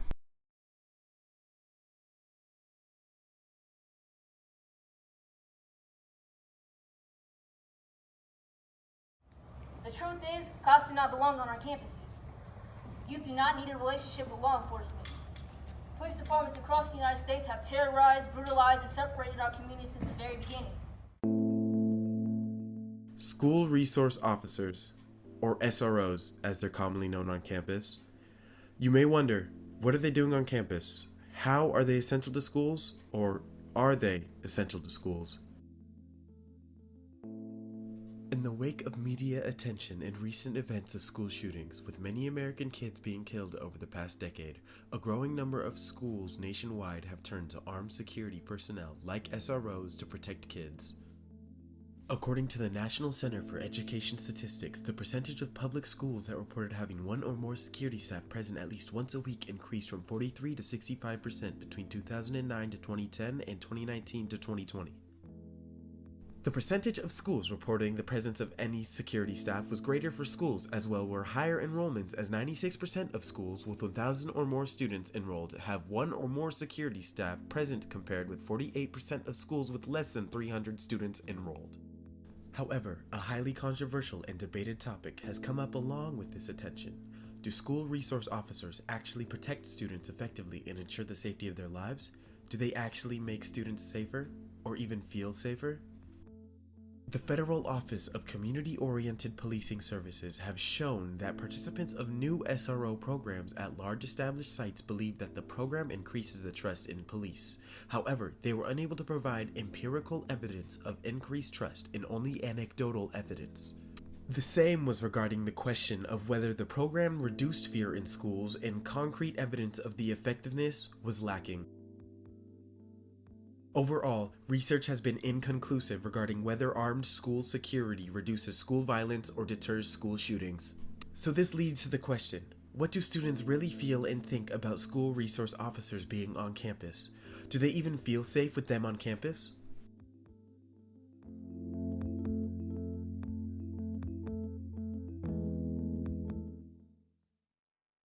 I feel like with everything going on right now, with all of the tragedies that are happening, they're needed in a way, but I think it's also really easy for them to use their power in a way that wouldn't, in a bad way necessarily, to punish students that weren't guilty, and it could make some students feel unsafe because of the way that some officers have treated races and minority, stuff like that. I feel like the school resource officers on our campus are a lot better than some that I'm hearing about, and I'm confident that our resource officers are better than some, but I feel like that shouldn't really be the case. I feel like all resource officers should be well-respected individuals that treat students like they're actual students and just try to protect them. While some people believe that SROs can improve safety on campuses, others are concerned about the potential of over-policing and discrimination. It's important to note that the role of SROs can vary depending on the campus and community that they serve. Some SROs focus primarily on building positive relationships with students and preventing school violence, while others may be involved in disciplinary actions and enforcement of laws outside of school setting. Though I believe that they are vital to our safety, there should be better training and selection of SROs. I argue that SROs should receive training in areas such as trauma-informed care, de-escalation, and cultural competency. I also believe that they should be selected based on their ability to connect with students and their level of empathy and compassion. In terms of when SRO should be contacted, they should only be involved in emergency situations where school admin is unable to handle the situation. I've heard experiences where cops were discriminatory towards people of color, and I've also heard experiences where they've gone out of their way to help people of color. I don't like to blanket all police officers in one single stereotype, therefore it is important to acknowledge these experiences and work towards creating a more equitable and just system. Some proponents of SROs argue that having a police officer on campus can deter violence and provide a sense of safety for students and staff. Some may argue that SROs are trained to respond to emergencies and can help prevent or mitigate school shootings. Additionally, they argue that SROs can serve as a positive role model for students and help build positive relationships between law enforcement and the community. A study by the Department of Justice has found that compared to schools without SROs, schools with assigned officers were more likely to have greater involvement with the law enforcement. This means that these schools were more likely to investigate leads about a crime from staff and students, conduct safety and security inspections, and have patrols of school facilities and ground. They would also have more emergency plan agreements and more written plans for crisis situations. Another study in one southeastern U.S. school district compared 13 high schools and middle schools with SROs and 15 schools without SROs, and when controlling for economic disadvantage, the presence of an SRO led to a 52.3% decrease in arrest rate for assaults and 72.9% decrease in arrest rates involving possession of a weapon on school property. This reduction may be due to the SRO's deterrence of delinquent behaviors and because SROs may make students feel safer. Despite these studies, others may argue against the fact that students feel safer and probably more damaging towards them, especially those of color.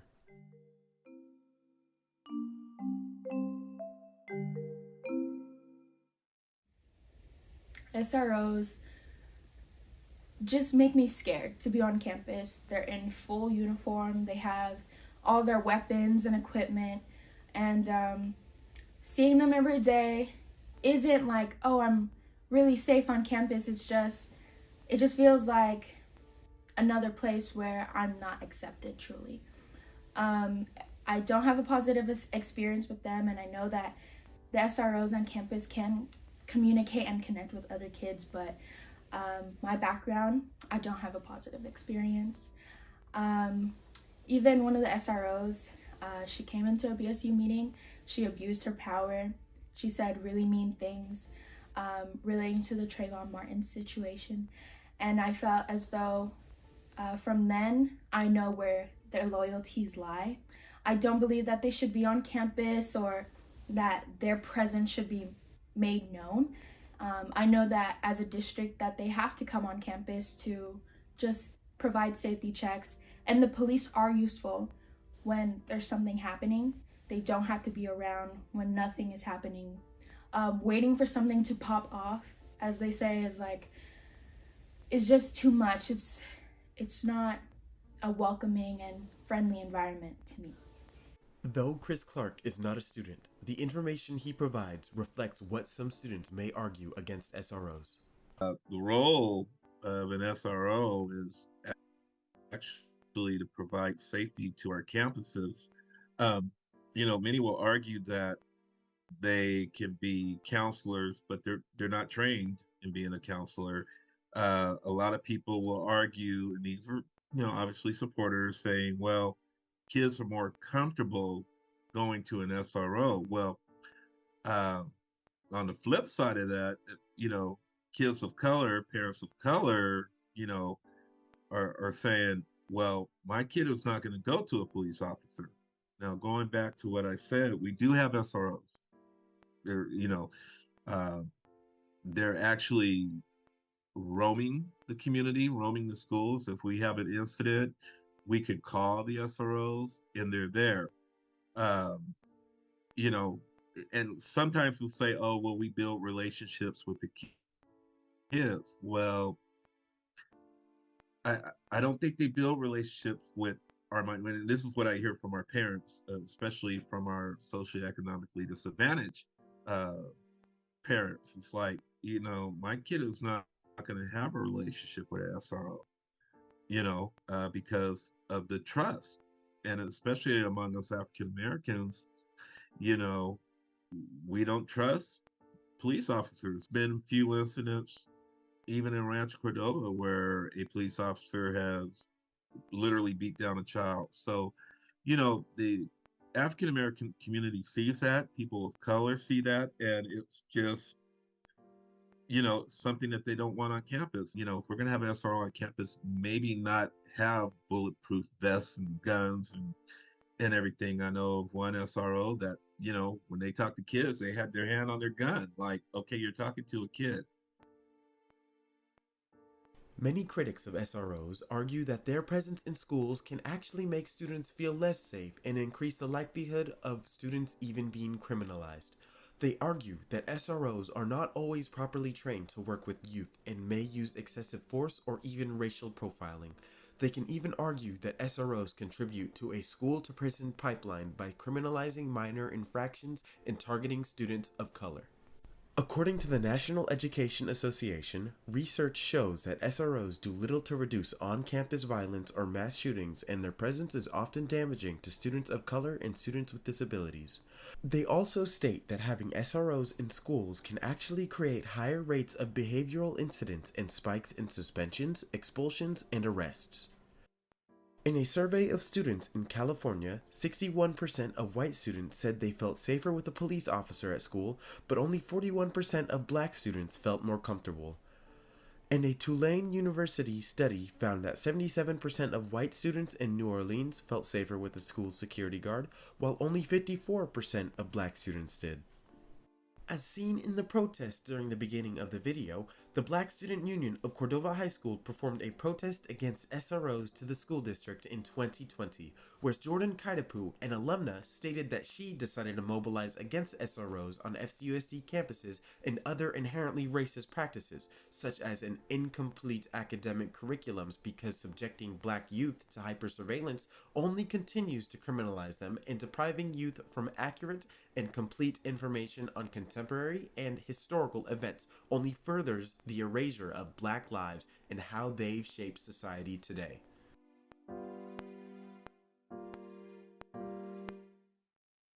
The debate over the efficacy of SROs in schools is truly a complex topic today. While some argue that SROs are a necessary component of school safety, others believe that their presence can actually be harmful and perpetuate wrongful criminalization of students. Though exploring both sides of the debate and examining the evidence surrounding the efficacy of SROs in schools, this video hopes to provide an informed perspective on this important issue and continue the conversation to ultimately answer a thought-provoking question. Do you believe that school resource officers are an effective way to ensure safety in schools, or do you believe that their presence can actually be harmful to students? If you believe it can be harmful, what do you believe is the best approach to ensuring the safety of students in schools?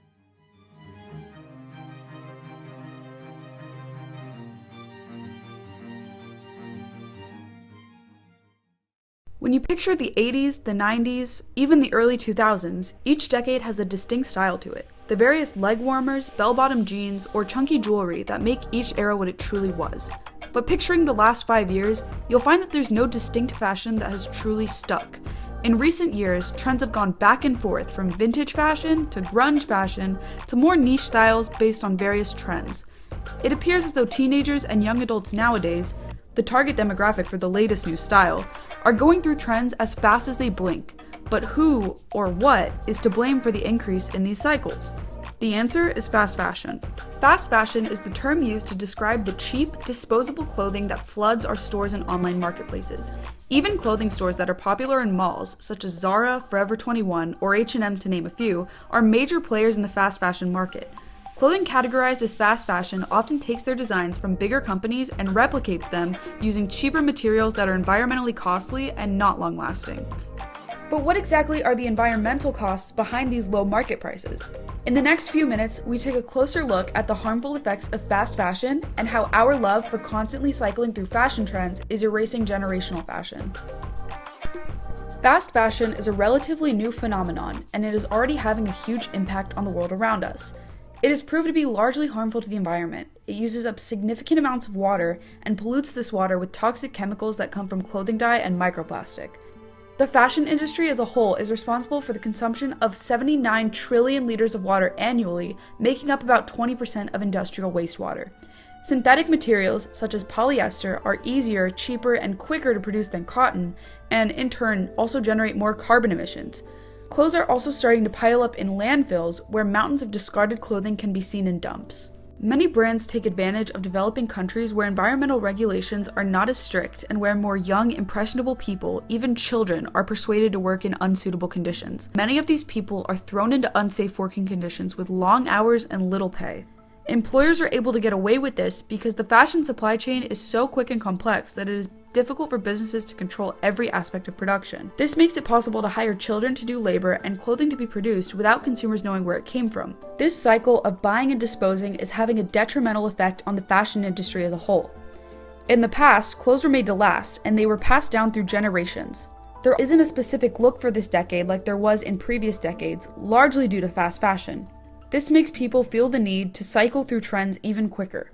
Social media apps like TikTok and Instagram perpetuate new styles and fashion trends and are able to spread to a wider audience. Posts on these apps will often have links to fast fashion sites where a purchase can be made in just a few clicks, often for very affordable prices too. I spoke with high school senior Francis Kasuni for a bit of insight as to what this looks like from the perspective of the target teenage audience. They're selling clothes to you very cheap that are like exactly what you want to buy, exactly what you see influencers wearing, like, oh, if I wear that, like, it's gonna be cute, it's gonna be an aesthetic outfit. So I definitely say, like, at least for me, like, the affordability of fast fashion honestly is like a big thing. And like the fact that like it's like so trendy, like so on top of the trends, is definitely like an appealing factor. Social media is designed to like sell us products, to get us to buy micro trends. So I definitely have like felt like I've seen an ad for like a piece of clothing and I'm like, ooh, that's cute. But the influence of social media is also good for spreading awareness about the harm caused by fast fashion. Most of the information that I've got regarding fast fashion has definitely been online. Like honestly, like TikTok, Instagram, like honestly social media has been pretty good at sharing fast fashion, especially since a lot of social media sites are tailored towards like micro trends and like honestly fast fashion. So a lot of like targeting the micro trends, trying to stop micro trends have been through the same social media sites. So I definitely say online has been the best source of information for me, at least, finding information about fast fashion.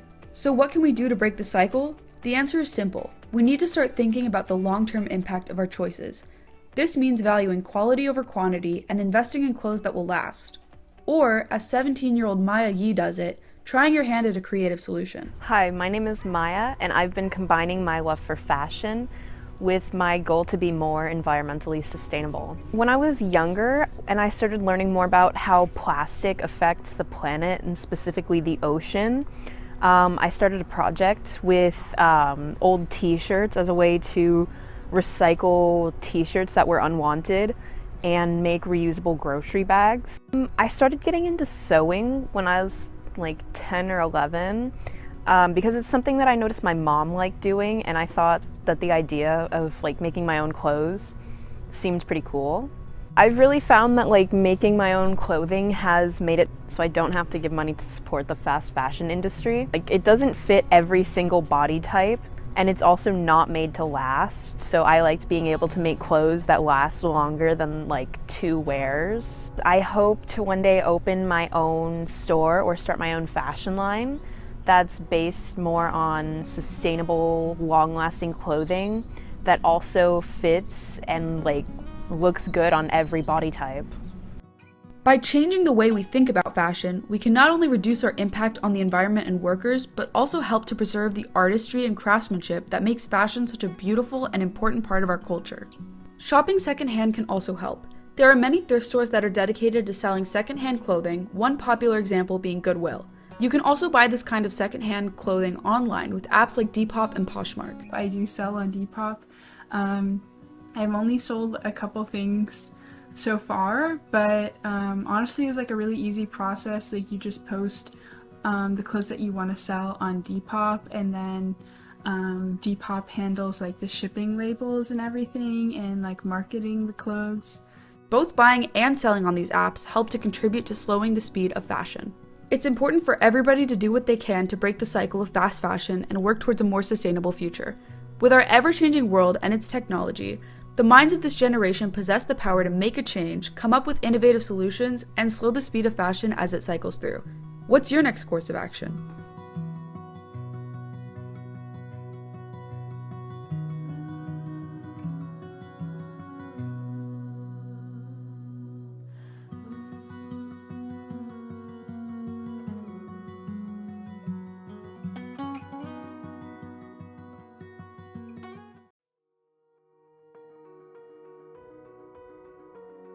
Good morning, Cougars. Today is Tuesday, October 25th, 2022. I'm Tallulah.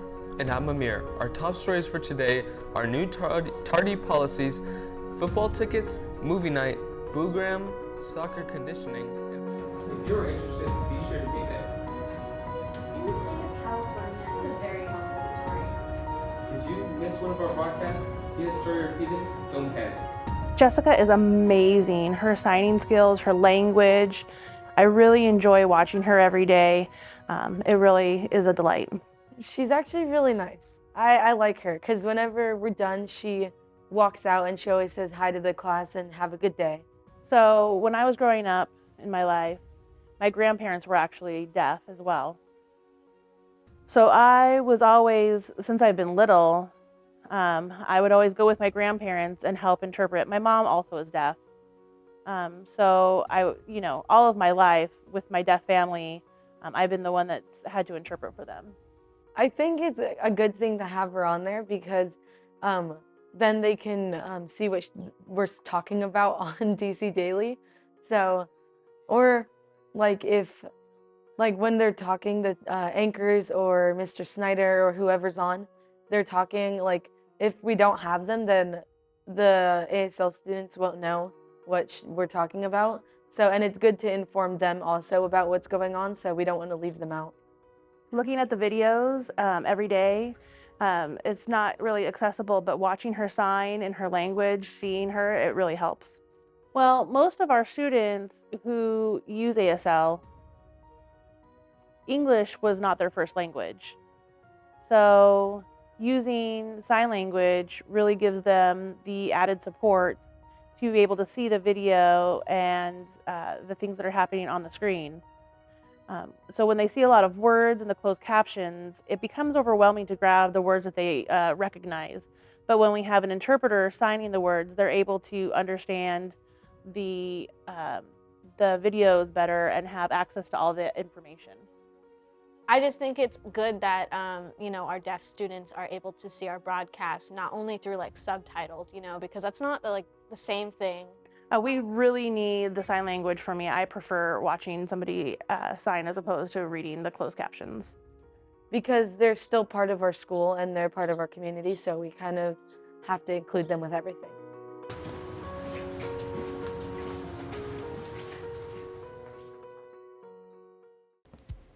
Magic Wheelchair is a non-profit organization that builds epic costumes for amazing kids in wheelchairs at no cost to the family. It first started when Ryan Weimer built a pirate ship surrounding his son Keaton's wheelchair for Halloween. It has now grown and includes teams of builders all over the nation and even a few overseas. These teams make it possible to create costumes year-round for people all over the world.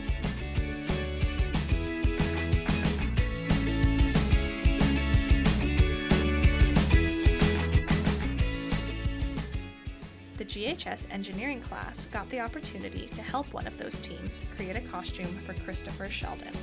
The team was led by Corey Hunt. I discovered it through a guy named Ryan who started the organization. And I met him at a haunted house convention, and his kid was rolling around in like a large dinosaur that was really impressive, and I wanted one. And I asked him about it, and he told me that he was working with this organization. He created it called Magic Wheelchair. And I looked at the costume and I went, wheelchair? There's not a wheelchair there. And then I looked closer and there was a wheelchair there. And I realized I had that moment where you have that kind of like a little bit ashamed of your thought processes, because I know that if I had seen the wheelchair first, I would have seen him in a wheelchair, right? But I saw a costume with this kid on it, like riding it like it had a saddle. And I'm like, that's awesome. And I realized that that's the moment where instead of looking at someone and having that instant brief amount of pity that might come across and the person sees, that instead they get that, that's awesome, you're an amazing person effect, instead of that little bit of pity that sometimes seeps through. And it's one of those things that you have to recognize. You want someone to feel good about themselves all the time. That's our goal. We want the kid to feel awesome in a costume. Throughout a 10-month building process, Troy and the engineering students worked on creating this costume and keeping the design a secret from Chris. They took Christopher's idea of driving a tractor and ran with it.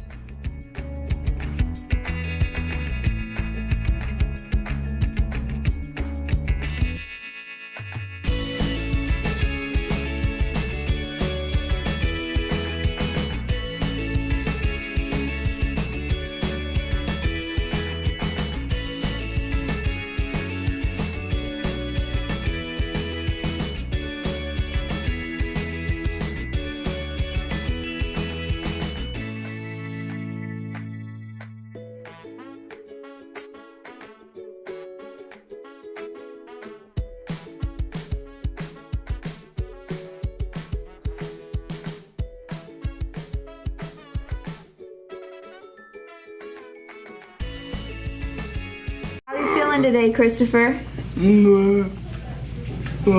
I am excited, but also a bit scared. Why are you scared? I don't know what it looks like. So you have no clue what your costume is going to look like?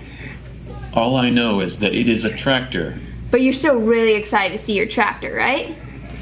I am super excited for the reveal. I can't wait to see it. Christopher didn't have to wait much longer. The big reveal came. The engineering class that built it and many other people from the community gathered to see the finished costume.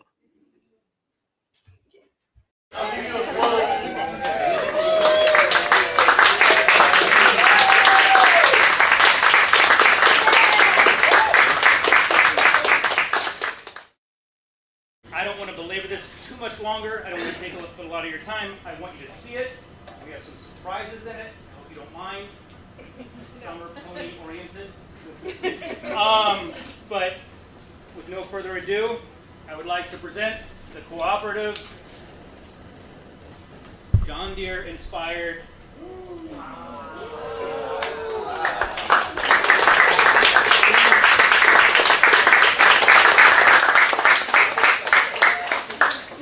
wheel spins.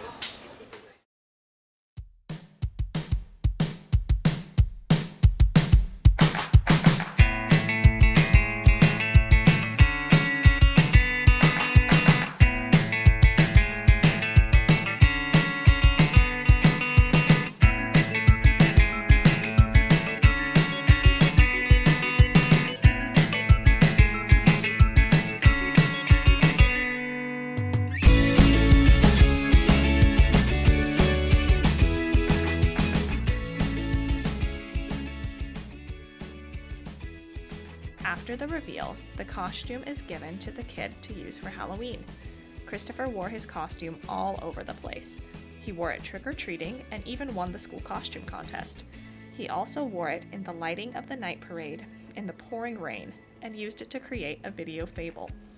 The goal of making Chris feel awesome was accomplished. He enjoyed every second driving his tractor, and he is looking forward to using it in the future.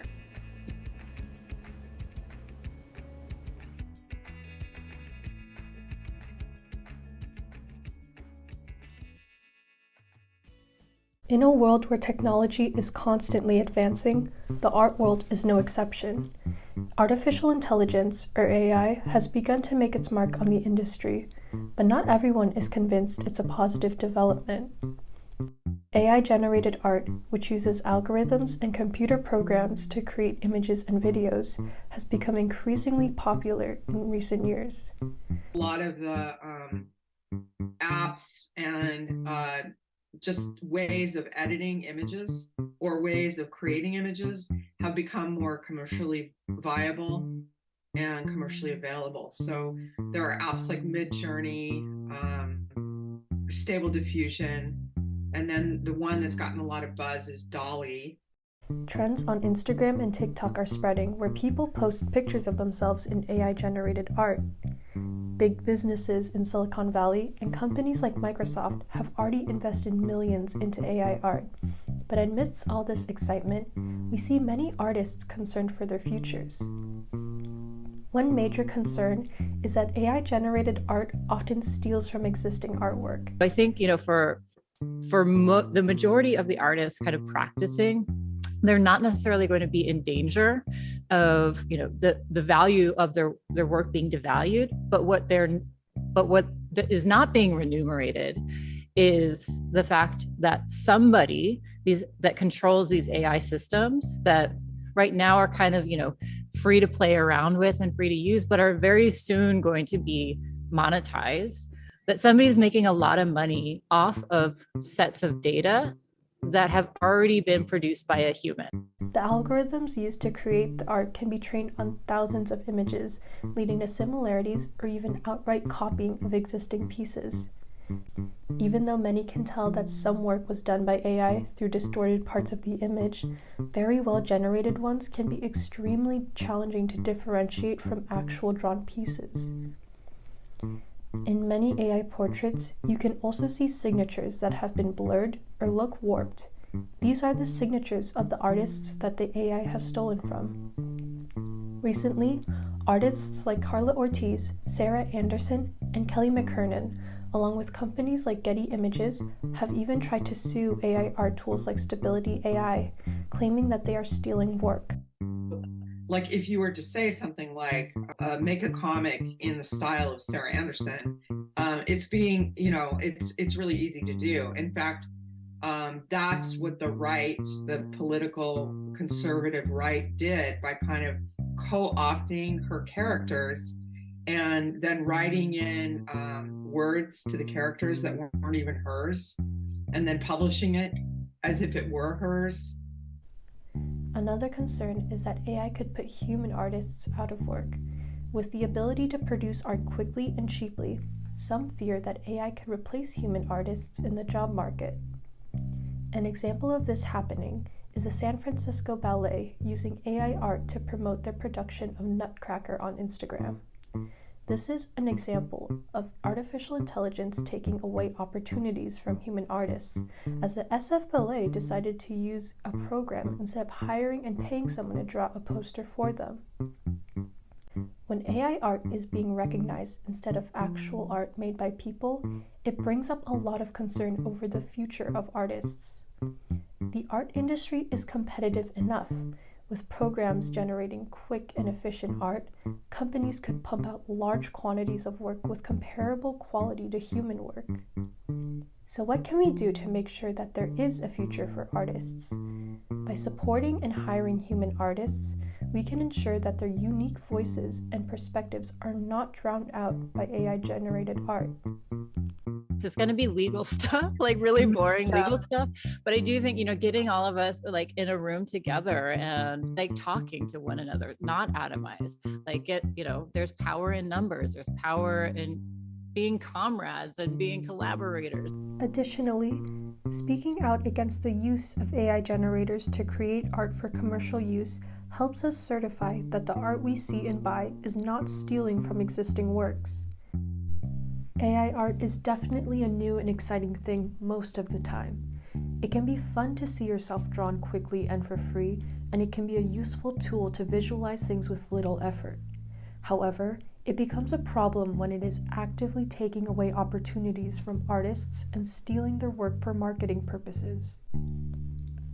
And I think that, we're kind of at the turning the bend with both AI and blockchain in ways that I think if we can get it right at the beginning, it will steer the ship in the right direction. If we don't, we're going to have a runaway machine. I think that would be very hard to correct later on. By valuing the creativity and individuality of human artists, we can ensure that these people can maintain a place in the art world. By doing so, they can be more confident in showing their creativity while looking forward to opportunities to pursue their passions. Thanks for tuning in for all of the documentary finalist videos. We'll see you tomorrow at 5 p.m. with the school news finalist announcements.